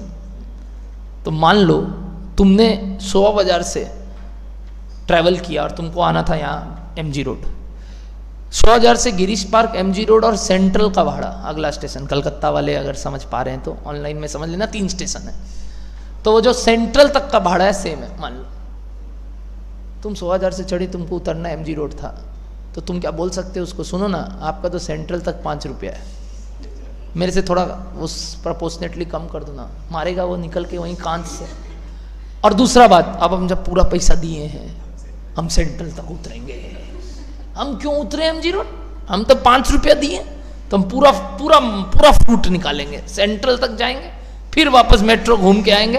हाँ अब हम 5 रुपया वसूल लिए, बुढ़वक तुम्हारा टाइम खोटी हुआ है कि नहीं? नहीं सर, वसूले ना, पैसा वसूल लिए, ठीक है भाई, बट ये जो काम किया हमने, क्या ये एक तरीके से संबोधित कर रहा है ना स्लैब फिक्स्ड? कुछ नहीं कर सकते सर, इतना तक के लिए भी उतना देना पड़ेगा। टैक्सी में बैठते हैं, 2 किलोमीटर तक का रेट फिक्स है, 35 रुपया है शायद। आज के डेट में तो ऐसा होता नहीं है सर, सीधा ही बोलते हुए चढ़ाता है, नो रिफ्यूजल है जो भी है, बट हाँ वो किलोमीटर वाइज भी रहता है। फिर बोलता है हर 200 मीटर में बेटा एक रेंज वाइज बढ़ता है। वैसे ही आप बस में आते हो तो कहीं से कोई स्टॉप तक के बीच का 10 रुपया भाड़ा है, फिर 15 रुपया भाड़ा है, फिर 20 रुपया भाड़ा है, तो उसी को क्या बुलाते हैं बताइए? Slab fixed cost. कल पढ़ेंगे सर, तो बकवास काय कर रहे हो आज से ही? फ्लेवर फ्लेवर हर बार बोलेंगे फ्लेवर। वैसे इसके ऊपर मेरा अलग से वीडियो यूट्यूब पे डाला हुआ है, स्लैब फिक्स्ड कॉस्ट बोल के, ऐसे ही लोगों को समझाने के लिए, यही टैक्सी वाला एग्जाम्पल से। आइए तो अभी सेमी वेरिएबल समझते हैं, और उसके लिए अगेन क्या लिखेंगे बताइए? एक एग्जाम्पल नंबर, रेडी स्टडी गो। यूनिट्स, बगल में total cost of cost 3, what's in the name? Nothing. 10,000, ये भगवान 20,000, 1,81,000। एक चीज कर रहे थे इतना देर से, कंटिन्यू कीजिए वो।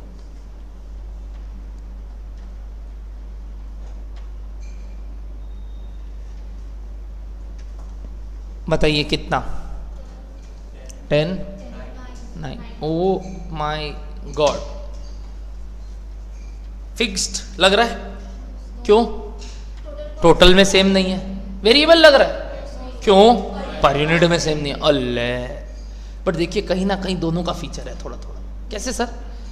याद कीजिए सर, अब इसका ओरिजिनल डेफिनेशन में, यानी दूसरा डेफिनेशन, उल्टा बात याद करो। जब मैंने फिक्स्ड जज करने के लिए, ध्यान देना, ये पोर्शन को मुद्दा रखा, और वेरिएबल जज करने के लिए ये पोर्शन को मुद्दा रखा, और अब मैं सेमी वेरिएबल बताने के लिए ना इस मुद्दे और इस मुद्दे को पकड़ूंगा।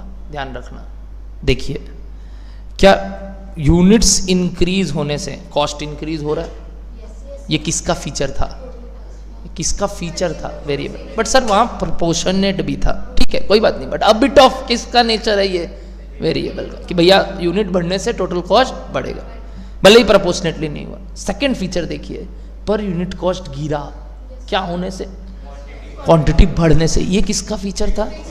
देखिए दोनों का नेचर लेकर, डोगला आदमी, इसके अंदर दोनों की खूबियां हैं, फिक्स्ड भी और दिख रहा है कि नहीं, वो दोनों खूबी डेफिनेशन से मैं पहले मिलाना चाहता हूँ, यानी उसके अंदर दोनों का डेफिनेशन जुड़ा हुआ है।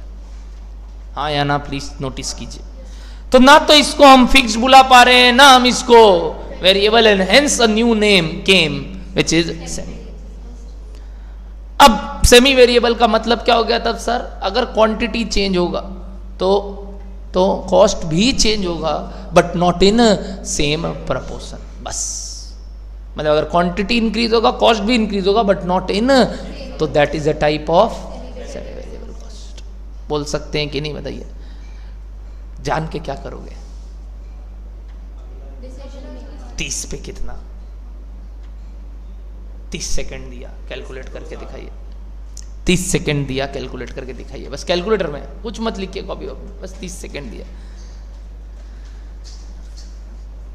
सर रिजल्ट कब आएगा आईसीआई की तरफ से? घर पे श्योर नहीं रहता, जनरली भेज देते हैं वो लोग, और भेजते ही हैं, बट कई लोकेशन तक पहुंचता नहीं है, and that is not required. E form में भी रखने से चलेगा, और उसका प्रिंट भी इक्विवेलेंट है आपके लिए। एक 240 एक 260 मजा आ गया। कितने लोग 240 240 240 240 1 2 3 4 ओके। कितने लोग 260 260? Anything else? कुछ तो निकालना पड़ेगा दोस्त। बिहेवियर समझ रहा है तो बताओ दीदी आपका, कुछ तो निकालना पड़ेगा। और सर दुविधा, ये तो गड़बड़ हो गया। अब इस आदमी का डोगलापन नहीं समझ में आ रहा, क्योंकि डोगला आप तो खुद ही बोले कि बेटा कभी ये कभी वो, तो हम कैसे बता दें सर 30 पे कितना? बता सकते हैं, थोड़ा सा बुद्धि लगाना है, बता सकते हैं, और वही तो सीखना है सर। बट पर्पस समझ में आ गया सर। 270 देखो, नया नया आ रहा है, नया नया आ रहा है, आएगा आएगा। मैं दिखाना चाह रहा हूं कि देखो सैंपल स्पेस जो मेरे पास है उसमें कितने भिन्न भिन्न आंसर है। 240 260 270 ऑनलाइन में अभी तक बताए नहीं। अच्छा एक जन बताया, अनिकेश 260 240, ठीक है ठीक। Okay Vihaan 240, great Vihaan. देखते हैं क्या सही क्या गलत थोड़ा देर बाद। Awesome 270 Vicky, okay. और बताइए, और मत करो। अरे तो तुम गलत निकालने या सही निकालने की और क्यों चल रही हो? कुछ मत करो, तुम्हारा जो आया बात खत्म। पूछेंगे कैसे आया, कितना बजे से, कहाँ, कौन सा? भवानी दूर। और किसी का है? नहीं, जाइए। वही अभी इसीलिए मैं देख रहा हूँ लोग आ ही नहीं रहे। अभी इंटरनल चल रहा है कि एक्सटर्नल? एक्सटर्नल चल रहा है तुम लोग, और तेरा इंटरनल कौन सा कॉलेज? गोयनका, ये कौन सा? अच्छा जाना पड़ता है जबरदस्ती का। चलो बढ़िया, जाओ। अरे कुछ ज़्यादा नहीं पढ़ाएंगे, यही पढ़ाएंगे बस। कोशिश करना अगर रास्ते में सुनते सुनते जाओ। ओके, रिमझिम 240, वेदांत 240। मजा आ गया, मजा आ गया। अब होगा घमासान युद्ध कि क्या सही है। 270 चेंज हो गया। अरे गुरु सर हम ना सारा निकाल पा रहे हैं, आपको मालूम है। आप 270 पूछिए हम निकाल देंगे, 260 कैसे आया बता देंगे, 240 कैसे आया बता देंगे। क्या सही क्या गलत हो छोड़िए, आपको निकाल के दे देंगे, लीजिए। मजा आ गया, मजा आ गया सर। सिखाइए सर इस बारे में। तो पहले इसका क्वेश्चन नंबर 1 का जवाब दे देते हैं। क्या इसका क्वेश्चन नंबर ए क्या आएगा बताइए? Identify the behaviour of cost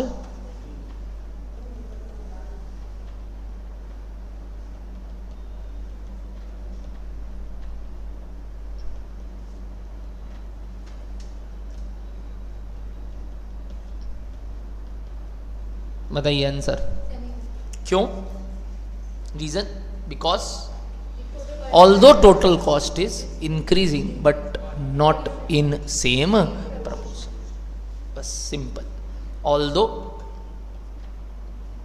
total cost is increasing with increase in units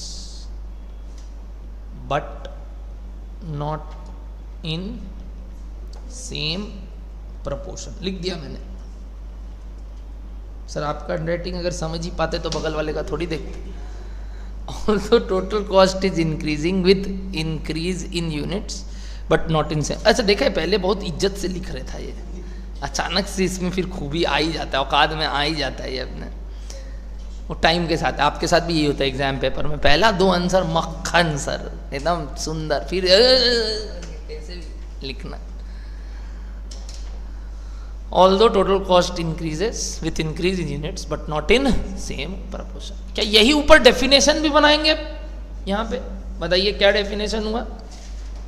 if total cost increases with increase in units but not in same proportion, then such cost are called SVC, semi variable cost. If total cost increases with increase in units but not in same proportion, then such costs are called SVC. Done? Notes point of view से ऊपर complete. अब यहाँ ए complete, तो question number B क्या था sir? Calculate total cost at 30,000। वैसे बताऊं, ये टॉपिक आपका फाउंडेशन में भी किया हुआ है। चैप्टर का नाम बताऊं? मैथ्स में चैप्टर का नाम बताऊं? इक्वेशंस। सम्स का टाइप याद दिलाऊं? याद करो, क्लास में करवाए भी थे और कहीं भी पढ़े हो आप, वो सुने होंगे वो सम्स, क्योंकि आईसीआई मैट का ही है, जिसमें बोला था कि 5 कॉपी और 8 कॉपी का कॉस्ट इतना है, तो 10 कॉपी का कॉस्ट क्या होगा? और वो कॉपी था फोटो कॉपी, मतलब फोटोग्राफ का कॉस्ट लिखा हुआ था। फिर ऐसा एक और एग्जाम्पल था जिसमें वो रिटर्न का बात किया था कि 60,000 लगा के इतना रिटर्न आ रहा है, 70,000 लगा के इतना रिटर्न आ रहा है, तो 90,000 लगा के कितना रिटर्न आएगा। 2 बैक टू बैक मैंने क्लास में सम्स कराया था, जितना मेरे को याद है मैंने ये क्लास में कराया था, और वहां आपने ये बात सुने थे, और उस लॉजिक से ही हमें आंसर करना है। आइए सिंपल बात बताते हैं आपको, क्या इस दोनों में फिक्स्ड कॉस्ट है? जो भी है सेम है, जो भी है क्या है नहीं पता, बट जो भी है सेम है। क्या इस दोनों में वेरिएबल कॉस्ट है? तो जो भी है पर यूनिट सेम है, जो भी है, क्योंकि उन दोनों का फीचर वही है। अकॉर्डिंगली यहां से यहां अगर जा रहे हैं 10,000 से 20,000, तो क्या फिक्स्ड कॉस्ट चेंज हो रहा होगा कि वेरिएबल कॉस्ट चेंज हो रहा होगा? फिक्स्ड तो बेचारा उसमें उतना ही है जो भी था, क्या है पता नहीं, बट चेंज क्या हो रहा है बताइए? वेरिएबल। कितना चेंज हुआ? कितना क्वांटिटी बढ़ने से? तो और 10,000 बढ़ेगा तो खर्चा और कितने से बढ़ेगा? 80,000। Answer is 260। पहले तो बढ़िया हिसाब, पहले तो बढ़िया हिसाब बता। जरूर जरूर, अरे 4 बार बोलेंगे, और अब तो मैथमेटिकली भी कराएंगे, टेंशन क्यों है? पहले सोचिए हम जो बढ़िया हिसाब बोले, क्या बोले सुनना। क्या ये 10,000 यूनिट तक में कुछ वेरिएबल है, कुछ फिक्स्ड है? हाँ या ना बताइए। है। कितना फिक्स कितना वेरिएबल भाड़ में जाए, बट वी नो अगर 10 का 20 होने के कारण 1 का 1 80 हुआ है, तो ये जो 80,000 बढ़ा है ये पक्का वो वेरिएबल पोर्शन ही बढ़ा है, यानी वेरिएबल कंपोनेंट ही बढ़ा है। हाँ या ना बताइए, क्योंकि फिक्स्ड कंपोनेंट तो उसमें अभी भी क्या होगा? सेम, जो उस 1 लाख में है, और उसमें वेरिएबल भी है, बट वो जो एक्स्ट्रा है ना 80,000, वो क्यों हुआ बताइए? वो क्यों हुआ? 80 क्यों आया? वेरिएबल किस क्या होने से? यूनिट्स चेंज होने से। कितने से? यानी 10,000 से अगर चेंज हुआ तो ये 80,000 से बढ़ गया। तो वी नो वेरिएबल तो प्रोपोर्शनेट ही बढ़ता है, तो 20 का अगर 30 होगा तो और कितने से इसका खर्चा बढ़ जाएगा? और 80,000, क्योंकि 10,000 बढ़ने के कारण कितने से बढ़ा? 80 से। तो और 10,000 बढ़ने के कारण क्या होगा? और 80 से बढ़ जाएगा। किसके ऊपर और 80? किसके ऊपर और 80? एक 80 के ऊपर और 80, तो ऐड कीजिए 180 प्लस 80, ऐड कीजिए 180 प्लस 80, 260। हाँ या ना बताइएगा। अब जो लोग 240 निकाले उनसे बात करते हैं, वो यही काम किए बट पहले पर यूनिट निकाल लिए। सुनना क्या, 80 से बढ़ा अगर 10,000 से बढ़ा, तो बचपन में एक फॉर्मूला सीखे थे sir, change in total cost by change in quantity, और वो हमने किया 80,000 बाई 10,000, तो आया हमारा 8 रुपया करके। तो 30,000 इंटू 8 कितना हो गया बताइए। But what about fixed cost, ये तो सिर्फ वेरिएबल पोर्शन दे रहा है, क्या कुछ फिक्स्ड भी लग रहा है जो कि नहीं पता तुम्हारे केस में, तुम नहीं निकाल पाए वो कंपोनेंट। तो तुमने जो आंसर दिया ना 240, वो 30,000 का कॉस्ट है वेरिएबल पोर्शन, फिक्स्ड पोर्शन कहां गया वो निकालना पड़ेगा। अब जो 270 निकाले मैं बताता हूं वो क्या किया। वो बेटा बोले अगर 10,000 पे 1 लाख था तो 10 रुपया करके था, 20,000 पे अगर 180 था तो 9 रुपया करके था, तो 30,000 पे भी हम 9 रुपया लेके कर लिए। अरे कैसे 9 लिए, वही तो यूनिटरी में, वही तो उसी को मैं बोल रहा हूं कि 20 के लिए इतना तो 30 के लिए प्रोपोर्शनेट। तब तो आपने वही मान लिया ना कि पूरा का पूरा वेरिएबल है। कहां दिखा प्रोपोर्शनेट, देखिए तब तो 10 लेके भी कर सकते थे और 9 लेके भी। 10 लेके करते आंसर कितना था बताया, 3 लाख, और 9 लेके कर रहे हैं तो कितना आ रहा है, 200। तो ये वेराइटी भिन्न भिन्न जो आ रहा है गलत हो गया ना। तब आप यूनिटरी कर रहे हो तो यूनिटरी तो इसमें भी कर सकते थे कि 10,000 के लिए 1 लाख, तो 30,000 के लिए 3 लाख, जैसे आपने किया 20 के लिए 180, तो उसके लिए। तो देख रहे हैं आप यूनिटरी मेथड यहाँ काम नहीं कर रहा है, क्योंकि ये प्रोपोर्शनेटली चेंज नहीं हो रहा है। यूनिटरी मेथड तो किस में काम आता है, टाइप 2 विच इज वेरी। तो आपने उसमें पूरा वेरिएबल नेचर देख के एक और नया आंसर निकाल लिया, जिसमें आपने इसको नहीं पकड़ा, इसको पकड़ के कर लिया। क्यों, नो रीजन सर, बस ये दिखा नीचे में तो ये कर दिया, और ऊपर वाला भी दिख रहा था बट उससे 3 ही आ रहा था, तो लग रहा था अरे ये तो वेरिएबल का आंसर हो जाएगा, तो ये क्यों बोले इसको 270 बोल देते हैं। मतलब सर आप देख रहे हो, आप हमारा दिमाग के अंदर घुस के बात कर रहे हो हमसे। आप यही हम लोग भी किया, पहले 10 से किए, 3 आया, फिर ऊपर देखे अरे वेरिएबल का भी 3 आया, तब ये तो आंसर नहीं होगा, तो चेंज करते हैं आंसर, 9 के हिसाब से निकालते हैं। 270 आया, हाँ ये बोल देते हैं इसको, नया आया, कुछ नया आया ये बोल देते हैं इसको।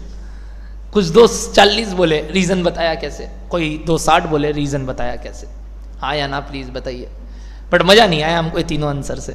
हमको मजा आएगा जब आप सच में इसके अंदर का वेरिएबल और फिक्स्ड निकाल ले। वैसे पता चल चुका है ऑलरेडी, क्योंकि जो ये 240 जो निकाले हैं उनसे ये पता चल गया कि ये 260 में 240 अगर वेरिएबल है तो पक्का 20,000 फिक्स्ड पोर्शन होगा हर एक केस में।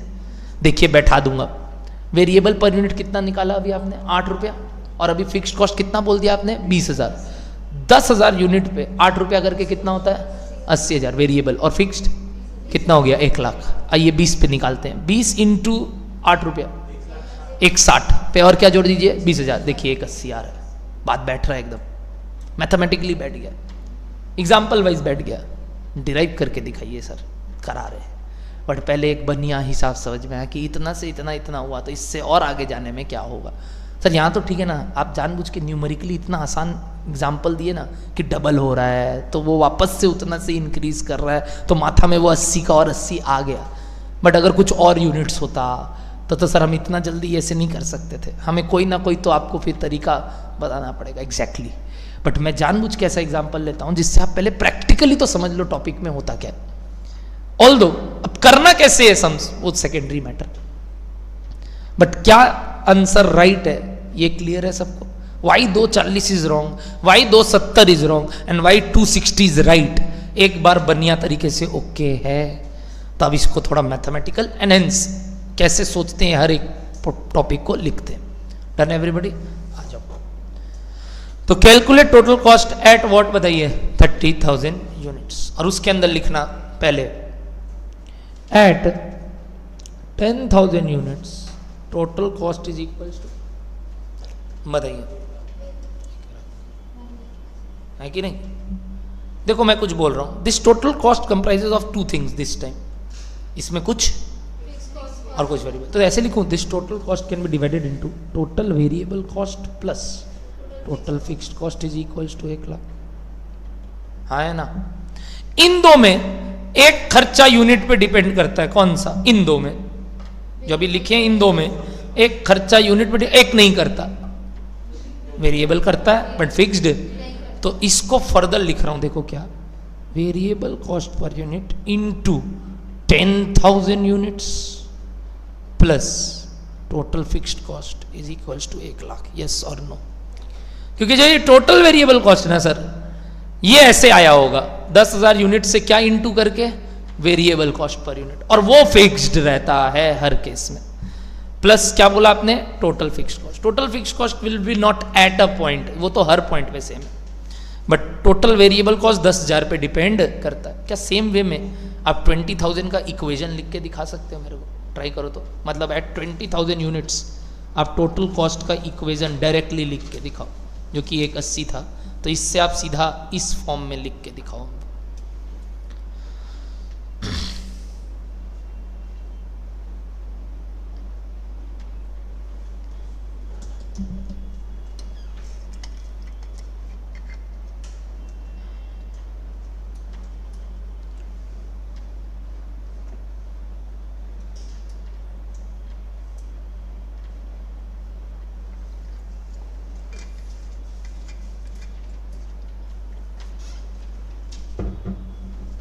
कर दिए?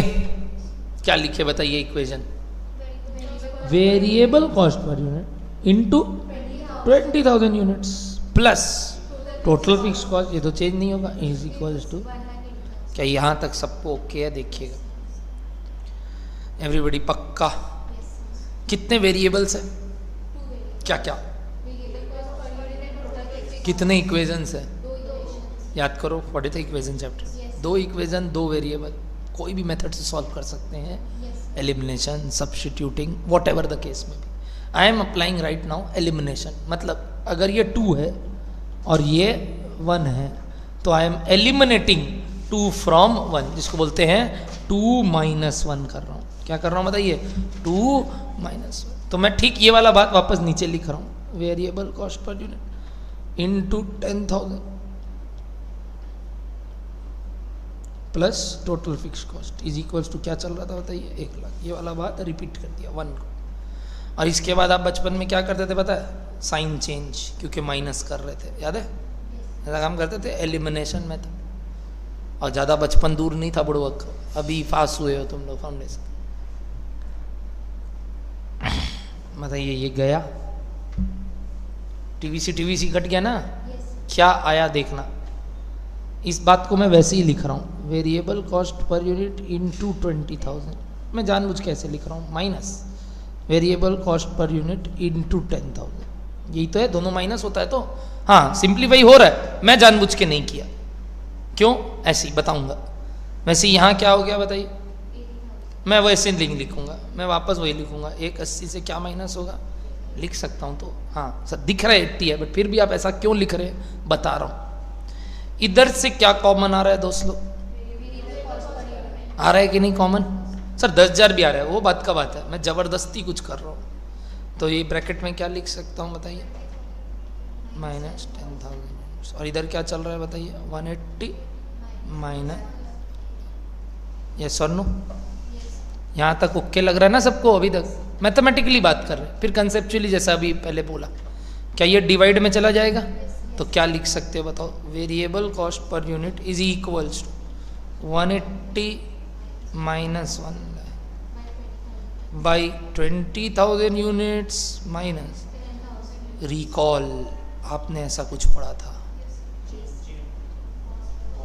इकोनॉमिक्स में, variable cost per unit was change in total cost by change in quantity. मैंने डिराइव किया अभी कि टोटल कॉस्ट का चेंज और यूनिट्स का चेंज से हमें क्या मिलता है sir? Proportionately per unit cost. और वो कौन सा कॉस्ट होता है? Variable cost. Change in total cost bye, ऐसा फॉर्मूला पढ़ा हुआ है ना वेरिएबल कॉस्ट का? ये देखो आया कि 2 सेट ऑफ यूनिट्स पे टोटल कॉस्ट का चेंज डिवाइडेड बाय वो 2 set of units, quantity change will give you what? Variable cost. और अपने एग्जांपल का आंसर क्या बना सर? 8 रुपया पर यूनिट। यस और नो एवरीबॉडी? Easy stuff. तो सर एग्जाम में ऐसे करेंगे क्या? ना रे बुड़वक, सीधा ये फॉर्मूला लगाओगे। मतलब वो तो मैं आपको डेरिवेशन सिखाया, आप सीधा क्या निकालोगे? वो 8 रुपया, जैसे अभी आप लोग निकाले थे 240 करने के लिए। क्या किए बताओ? 8 रुपया कैसे निकाले? 8 रुपया बताओ? सीधा हिसाब बताओ, 8 रुपया कैसे निकाले थे आप लोग? क्या किए आपने? चेंज निकाला, वो 80 के माथा में सोचा, 10,000 सोचा, डिवाइड कर दिया। तो अब से सीधा वही करोगे, मतलब ऐसे डेरिवेशन नहीं, सीधा क्या लिखोगे बताओ, variable cost per unit is equals to क्या, चेंज इन टोटल कॉस्ट भाई, चेंज इन, बस सीधा निकाल दो। तो मैं आपको मैथमेटिकल प्रूफ सिखा रहा था, काम का नहीं था वो बात, काम का बात ये कंक्लूजन था विच इज वेरी इंपॉर्टेंट।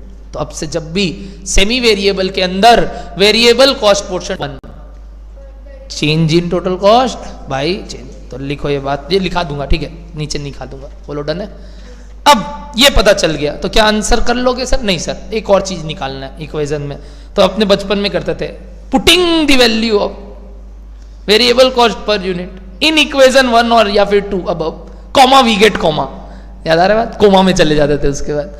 तो कोई भी एक इक्वेशन में या 1 में या 2 में क्या बैठा सकते हो आप, वो वेरिएबल कॉस्ट पर यूनिट की जगह क्या 8, तो किसका वैल्यू आ जाएगा, टोटल फिक्स्ड कॉस्ट। पढ़ते थे कि नहीं? तो ऐसे ही बोलूं कि टोटल कॉस्ट एट कोई भी एक लेवल बताओ कौन सा ले, 10 की 20, 10 ही ले लेते हैं, इज इक्वल्स टू, बताइए क्या, वो जो ₹8 पर यूनिट आया था इनटू कितना, ऑफ कोर्स 10,000 यूनिट्स प्लस क्या चल रहा था बताओ, फिक्स्ड कॉस्ट। यही तो इक्वेशन था शुरू में, टोटल कॉस्ट एट 20,000 यूनिट्स के लिए, ये वाला 10,000 यूनिट्स के लिए, तो उसको रिपीट कर दिया। What was total cost eight 10,000 unit बताओ, 1 लाख इज इक्वल्स टू क्या हो गया बताइए, 80,000 प्लस फिक्स्ड कॉस्ट। तो what is the value of fixed cost, 20,000। अब चाहे आप ये इक्वेशन 1 में लगाओ चाहे 2 में लगाओ, दोनों से ही कितना आता, 20,000, दोनों से। तुम वो 20,000 वाले पे भी ये इक्वेशन अप्लाई करते तो भी 20,000 आता, उस केस में 180 माइनस 160 हो जाता। बोलिए हाँ ना। तो बताइए फिक्स्ड कॉस्ट कैसे निकलता है पता है, total cost minus total variable cost. Step 2 क्या होगा, fixed cost is equals to, बोलो टोटल कॉस्ट माइनस, लिखाऊंगा बट पहले बोलो मीनिंग क्लियर है। अपने अल्टीमेटली ये ही काम करने वाले हैं, इतना मेहनत नहीं करेंगे जो आपने किया, वो तो आप हमें समझा रहे थे कि अच्छा ऐसे होता था बचपन में, क्यों ये फॉर्मूला डिराइव हुआ, change in total cost by change in quantity. बोलो डन है सबको, इतना सा बात पक्का। तो ये हमारा टोटल फिक्स्ड कॉस्ट आ गया। अब जब फिक्स्ड पता चल गया, पर यूनिट वेरिएबल पता चल गया, माई कलाल आप कोई भी सेट ऑफ यूनिट्स दीजिए ना, हम क्या बता सकते हैं उसका टोटल कॉस्ट। तो बताइए therefore total cost at 30,000 units is equals to, बोलो क्या लिखोगे इक्वेशन, इक्वेशन बोलो, इक्वेशन फटाफट, हाँ ऐसी ना कि वही वेरिएबल कॉस्ट प्लस क्या fixed cost, but variable cost depends upon units, तो ऐसे लिखूं वापस से वही variable cost per unit into क्या बताइए 30,000, बट सर इसके अलावा और क्या होगा, फिक्स्ड कॉस्ट। तो ये 8 आया था और ये 20,000 आया था, and hence total answer is, जो कि मैंने बहुत पहले बनिया हिसाब से भी निकाल लिया था सर, बट आप जानबूझ के मेथड सिखा रहे हो क्योंकि क्वांटिटी ऐसे एकदम एग्जैक्ट हमें या वेरिएबल्स इतना एग्जैक्ट नहीं मिलेगा, तो क्या करना है वो सिखाया आपने। बोलो डन है सबको। इसको बोलते हैं segregation of semi variable cost into variable and fixed portion. Variable का क्या पता कर सकते हैं पर यूनिट, और फिक्स का क्या पता कर सकते हैं टोटल, और वही तो पता करना है क्योंकि वेरिएबल हमें पर यूनिट वाइज चाहिए कोई भी नया लेवल निकालने के लिए, और फिक्स्ड हमें टोटल वाइज चाहिए कोई भी नया लेवल निकालने के लिए। बोलिए दोनों का फीचर कैसे इसके अंदर जुड़ा हुआ है, क्लियर है। और निजी जिंदगी में ज्यादातर खर्चे ऐसे होते हैं जो कि ना तो पूरे फिक्स्ड है ना वेरिएबल, कुछ कुछ है दोनों में, कुछ स्लैब टाइप के होते हैं जो नेक्स्ट क्लास सीखेंगे आज। हाँ या ना एवरीबॉडी, समझ में आ रहा है सबको? तो आइए इसी के ऊपर notes. Therefore how to segregate variable portion and fixed portion. Variable portion में क्या जानना चाहते हैं सर, वेरिएबल कॉस्ट पर, और फिक्स्ड पोर्शन में क्या जानना चाहते हैं सर, टोटल फिक्स्ड कॉस्ट, है ना। वेरिएबल का क्या चाहिए आपको, बोलो how to segregate variable portion and fixed portion per unit, और फिक्स्ड में क्या चाहिए आपको टोटल, किससे सेग्रीगेट करना है सर, किसको सेग्रीगेट करना है, सेमी वेरिएबल कॉस्ट को। तो उसके लिए स्टेप 1 क्या बताया बताइए, स्टेप 1 बोलिए सीधा क्या निकालोगे पहले, वेरिएबल कॉस्ट पर यूनिट कैसे, इज इक्वल्स टू बताइए चेंज इन, अच्छा ये साइन किसका होता है पता ना, चेंज, आप चेंज वर्ड ही लिख सकते हो, change in total cost by change in quantity. ये काम कब करोगे, जब आइडेंटिफाई हो गया कि ये कौन सा कॉस्ट है, वरना तो ये सब मेहनत ही नहीं करना है सर। अगर वो आइडेंटिफाई हो गया फिक्स्ड है, बात खत्म, वेरिएबल है, बात खत्म। वो तो सर झमेला हो गया सर, ना तो क्या मिला फिक्स, ना तो क्या मिला। तो ये स्टेप्स फॉलो करने, क्या डन है सबको? तो पहला स्टेप ये आया, और इस अकॉर्डिंग हम वेरिएबल कॉस्ट निकाल लेंगे। इस साइन का मतलब होता है चेंज, डेल्टा का मतलब होता है चेंज। और step 2, total fixed cost is equals to total cost minus total variable, कोई भी एक लेवल पे, एट एनी लेवल। तो ऑफ कोर्स उसी लेवल का टोटल कॉस्ट से, उसी लेवल के वेरिएबल कॉस्ट से अगर माइनस कर देंगे तो हमें फिक्स्ड का वैल्यू मिल जाएगी। अब हमको आप जो भी लेवल पे पूछिए हम निकाल देंगे। But how to segregate, step wise clear है, बहुत आसान है।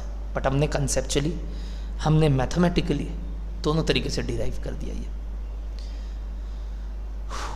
Finally yes we did it. तो क्या आप 30,000 वाला आंसर निकल गया अपना 2 साल? अब ऐसे हम कुछ भी देंगे, क्या कर लोगे ना? पक्का। एक एग्जाम्पल लिख रहा हूँ, इसका आंसर आप फटाफट लिख के दिखाएंगे। And hence this completes our, एक बार के लिए क्या समझना बताइए, बिहेवियर वाइज कॉस्ट। बट इनके ऊपर काफ़ी और नोट्स से चर्चा है जो अभी नहीं करके एक बार एग्जाम्पल लिखते हैं एक और। डन है? एग्जाम्पल नंबर लास्ट क्या था बता सकते हैं? 3, करेक्ट। तो आइए एग्जाम्पल नंबर 4,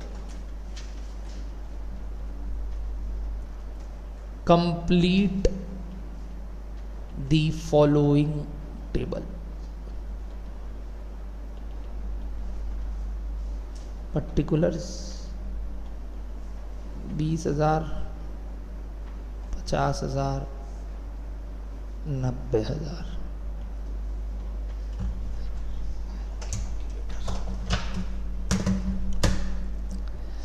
डायरेक्ट मटेरियल, अरे सर ये सब वर्ड मत बोलिए, अभी तक आप सिखाए नहीं हो। मैं क्या बोला? नाम से अगर बात किए तो देख लेना, तुमको मतलब ही नहीं है क्या लिखा है, एक्स लिखा है मैंने। बट सर कल सीखेंगे, हाँ ये नाम का भी क्या मतलब है, कल। डायरेक्ट मटेरियल लिखना 1 lakh, 2.5 lakh, question mark. Next direct labour 2 lakh, 5 lakh, question mark. Next direct expenses लिखना 80,000, 2 lakh, question mark. Next factory overheads, अरे अरे अरे अरे क्या जा रहा है सर, अब आपको ये अलग ही एंगल में जा रहे हो। हम बोला नाम में मत ध्यान देना, OH मतलब ओवरहेड्स, ठीक है। लिखिए 160, और उसके बाद आप लिखिए, इतना आसान थोड़ी देंगे रे, 360, क्वेश्चन मार्क। एडमिनिस्ट्रेटिव ओवरहेड, अब तो ये आदमी हद कर रहा है, 1.5 लाख, 1.5 लाख। क्या लिखा ये? Administrative overhead. यहाँ क्या दिखा? Factory overhead. नाम से मतलब नहीं है सर हमें, ये क्वेश्चन मार्क निकालने के लिए नाम काम नहीं आने वाला है, बिहेवियर का। क्या? हाँ 2 लाख और 5 लाख, 80,000 और 2 लाख है। ओ मेरा जीरोज नहीं समझ में आ रहा ना सर, आप जीरो बना कहाँ रहे हो? आप तो ऐसे यू लिख रहे हो, हमको जीरो कहाँ से दिखेगा? चलिए लास्ट, सेलिंग ओवरहेड। रेडी? लिखेगा सेलिंग ओवरहेड में 1.5 लाख,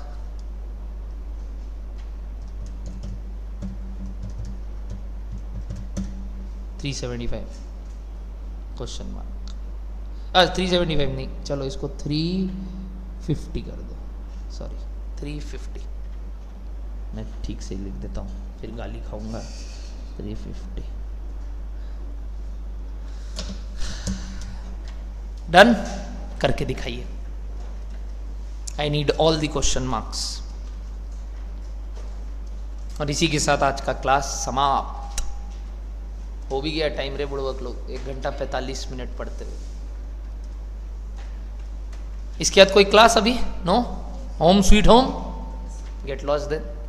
बस ये सवाल कीजिए और भागिए। जो भी पुराने पाप है धोते रहिए, जो भी ऐसा लग रहा है कि अभी भगा सकते हैं भगा लीजिए, जब तक अविनाश सर नहीं है। सर नहीं है मतलब, अरे अभी नहीं है, आएंगे आएंगे। लॉ आगे बढ़ाइए, टैक्स आगे बढ़ाइए, आगे है तो बहुत बढ़िया रिवीजन कीजिए, जो भी। क्या ऑनलाइन लाइव?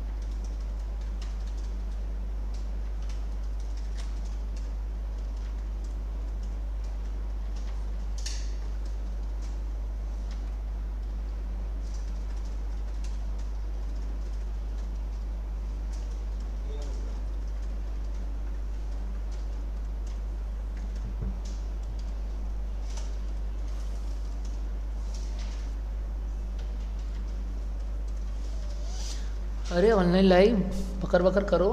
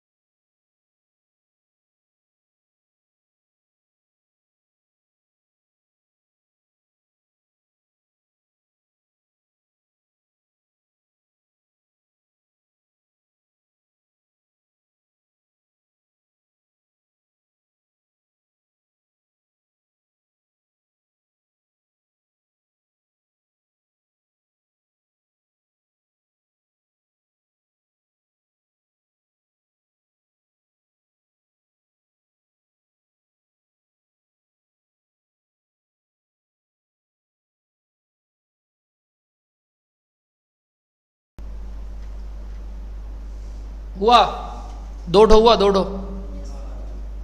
ठीक है, और 1 मिनट ले लीजिए, उसमें क्या है, आसान है वैसे। और अभी जो अप्लाई किए वही करते रहना है, बार बार बार बार बार। सर हम ना पूरा एकदम वो माथा लगा के कर रहे हैं, एग्जैक्टली करो, वैसे करना है तो कोई दिक्कत नहीं है सर, लिख लिख के कर रहे हैं, करो ऐसे, कोई दिक्कत नहीं। बट अल्टीमेटली यू नो कि वेरी इजी कैलकुलेशन, अब समझ में आ गया, कैलकुलेटर में गया है, cut cut cut cut cut cut cut मारना है, आ जाएगा।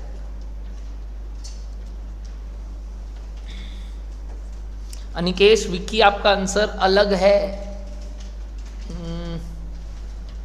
और अलग स्टार्ट हुआ आपका, पहला फैक्ट्री ओवरहेड और दूसरा सेलिंग ओवरहेड। ओ, दो ही सेमी वेरिएबल दिए थे बुड़वक, वही दोनों तुम लोग अलग अलग बोल रहे हो, बाकी सारा तो एकदम मक्खन, as my name suggest and as one of his name also suggest, Navneet means pure butter.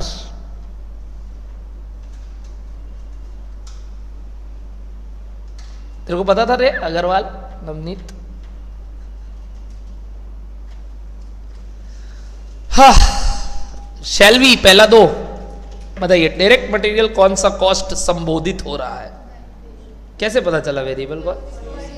Sir total में तो सेम नहीं है, तो फिक्स तो नहीं। फिर हमने पर यूनिट निकाला सेवा भाव से, कितना आया यहाँ पता है सर? 5 रुपया। तो यहाँ भी आया 5 रुपया, तो पक्की बात है यहाँ भी क्या करके लगेगा? 5 रुपया। तो 5 रुपया इंटू 90 4.5, या ये राइट हुआ सबका? अगला same goes with labour sir, ये भी वेरिएबल डिनोट हुआ सर, 10 रुपया, यहाँ भी आया 10 रुपया, तो ये कितना हो जाएगा सर? 9 लाख। फिर सर ये भी वेरिएबल हुआ सर, 4 रुपया 4 रुपया, तो यहाँ भी 4 रुपया करके कितना हो जाएगा बताइए? 360। क्या यहाँ तक ओके सबको? The first game was in factory overhead. Factory overhead में ना तो टोटल पे सेम, और जब पर यूनिट निकाले तो यहाँ 8 आया और यहाँ कितना आ रहा है? 7.2। तो ना तो पर यूनिट सेम ना तो टोटल, तो this is example of semi. तो ये डिकोड हुआ सेमी वेरिएबल कॉस्ट। अब जब नेचर पता चला तो हम इससे 2 भाग कर रहे थे, मैंने बोला फास्ट भी सोच सकते हो, जो आपने किया था पहले बिना लिखे, याद करो इन दोनों का डिफरेंस डिवाइडेड बाई इन दोनों का डिफरेंस, किया था कि नहीं? करो अभी मेरे आगे वापस से, बताइए। 360 minus 160 2 lakh divided by 30,000, recurring आ रहा है, क्या आ रहा है?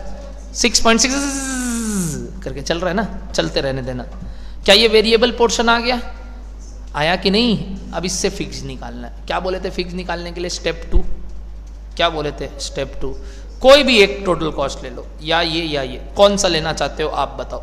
पहला वाला ले ले। अच्छा, इस पहले वाले में अगर टोटल खर्चा 160 है 20,000 के लिए, तो अभी हमने वेरिएबल निकाला, तो वो जो वेरिएबल आया 6.6 इंटू क्या कर देंगे? 20,000। तो क्या मिल जाएगा? 20,000 यूनिट का वेरिएबल पोर्शन। बताओ कितना आया? वो एग्जैक्ट लेना। 1,33,333 आया गया।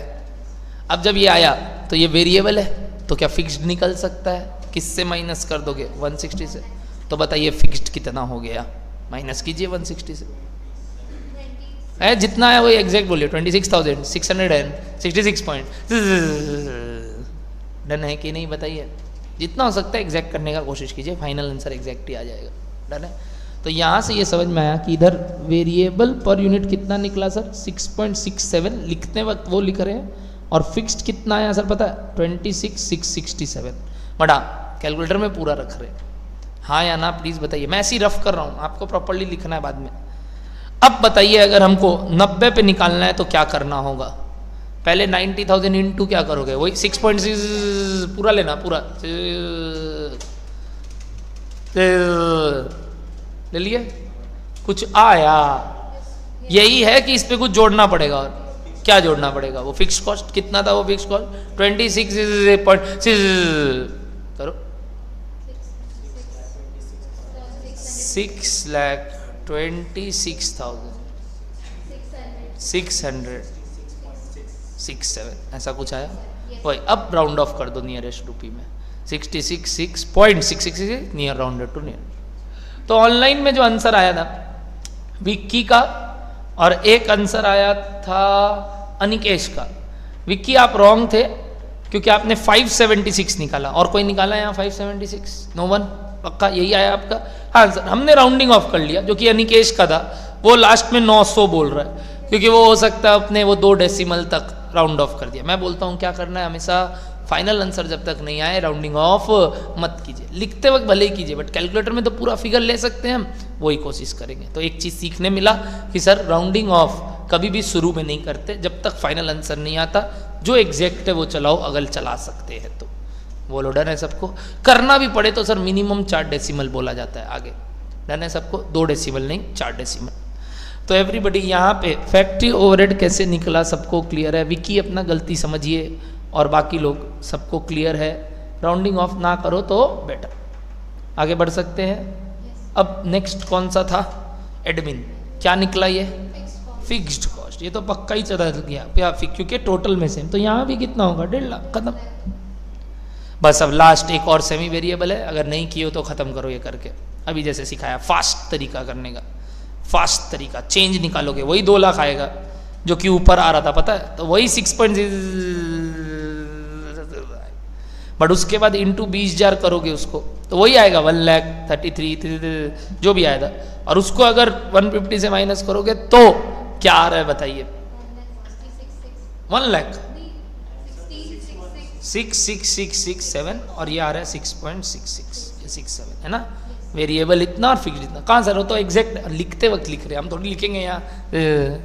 अब ये जो 2 आया, इससे क्या हम नया वाले का निकाल सकते हैं? क्या करेंगे सर? 6 इंटू 90,000 कुछ आएगा, प्लस 16,666 पॉइंट, बता दीजिए कितना आया? 6,16,667। देखिए आया क्या है वाला। तो ये सब चीज़ें आपको काफ़ी कॉमन होना चाहिए कि राउंडिंग ऑफ ना भी करेंगे तो ऐसे होगा, और राउंडिंग ऑफ नहीं करना चाहिए, ज़्यादा बेटर। अब आप प्रोफेशनल लेवल पे है जहाँ आपको ये सब चीज़ सीखना, 11-12 नहीं चल रहा है। बोलिए एवरीबडी, क्या ये सारी बातें ओके है? मस्त लगा क्या सर? हाँ सर, ये अब समझ में आज जाके सेमी वेरिएबल, फिक्स्ड और वेरिएबल क्या हो। कल हम सीखेंगे इनके बारे में, चेंजेस एंड ऑल, क्या जनरली वाला बात जो हम थोड़ा देर पहले बोल रहे थे, वगैरह वगैरह। Clear everybody? तो कल का class will be very important. कल से मेरा हमेशा मतलब नेक्स्ट क्लास होता है, तो प्लीज़ कल को आप कल मत समझिए, कल को आप समझिए next class. And when is our next class sir? Saturday 11 o'clock हम नेक्स्ट क्लास करेंगे। इस वीक में हम 3 क्लास रख रहे हैं, अगले वीक भी एक बार हम 3 या 4 ही रख लेंगे, डिपेंडिंग अपॉन, शायद जन्माष्टमी फन्माष्टमी है, अभी मंडे को जन्माष्टमी है सब बोल रहे हैं। 26 क्या है? मंडे को है कि मतलब मंडे रात का है कि मंडे को सुबह 12 बजे का है? मतलब मंडे रात को 12 बजे तुम लोग वो जागरण करेगा, तो फिर वो ट्यूसडे सुबह सुबह तुम लोग बोलेगा हम लोग नहीं आएगा, तो वो देखेंगे अपने क्या करना है। डन है? चलो दैट्स इट। सैटरडे मिलते हैं, पहले तो इस बात को कंटिन्यू करने के लिए। Tata bye bye everyone. Please जब आपके पास अभी एम्पल टाइम है और ये आदमी दे रहा है, तो आपको समझना है कि क्यों दे रहा है। आपका बाकी ग्रुप 1 को मैं इज्जत दे रहा हूँ, तो तुम भी दे दो, वरना एज अ टीचर मैं ये बोल सकता था नहीं मेरा क्लास करते रहो। आराम से अपना ग्रुप 1 को इज्जत दो, थोड़ा दिन उससे अकस्टम्ड हो जाओ, फिर हम भी बढ़ा देंगे क्लासेस।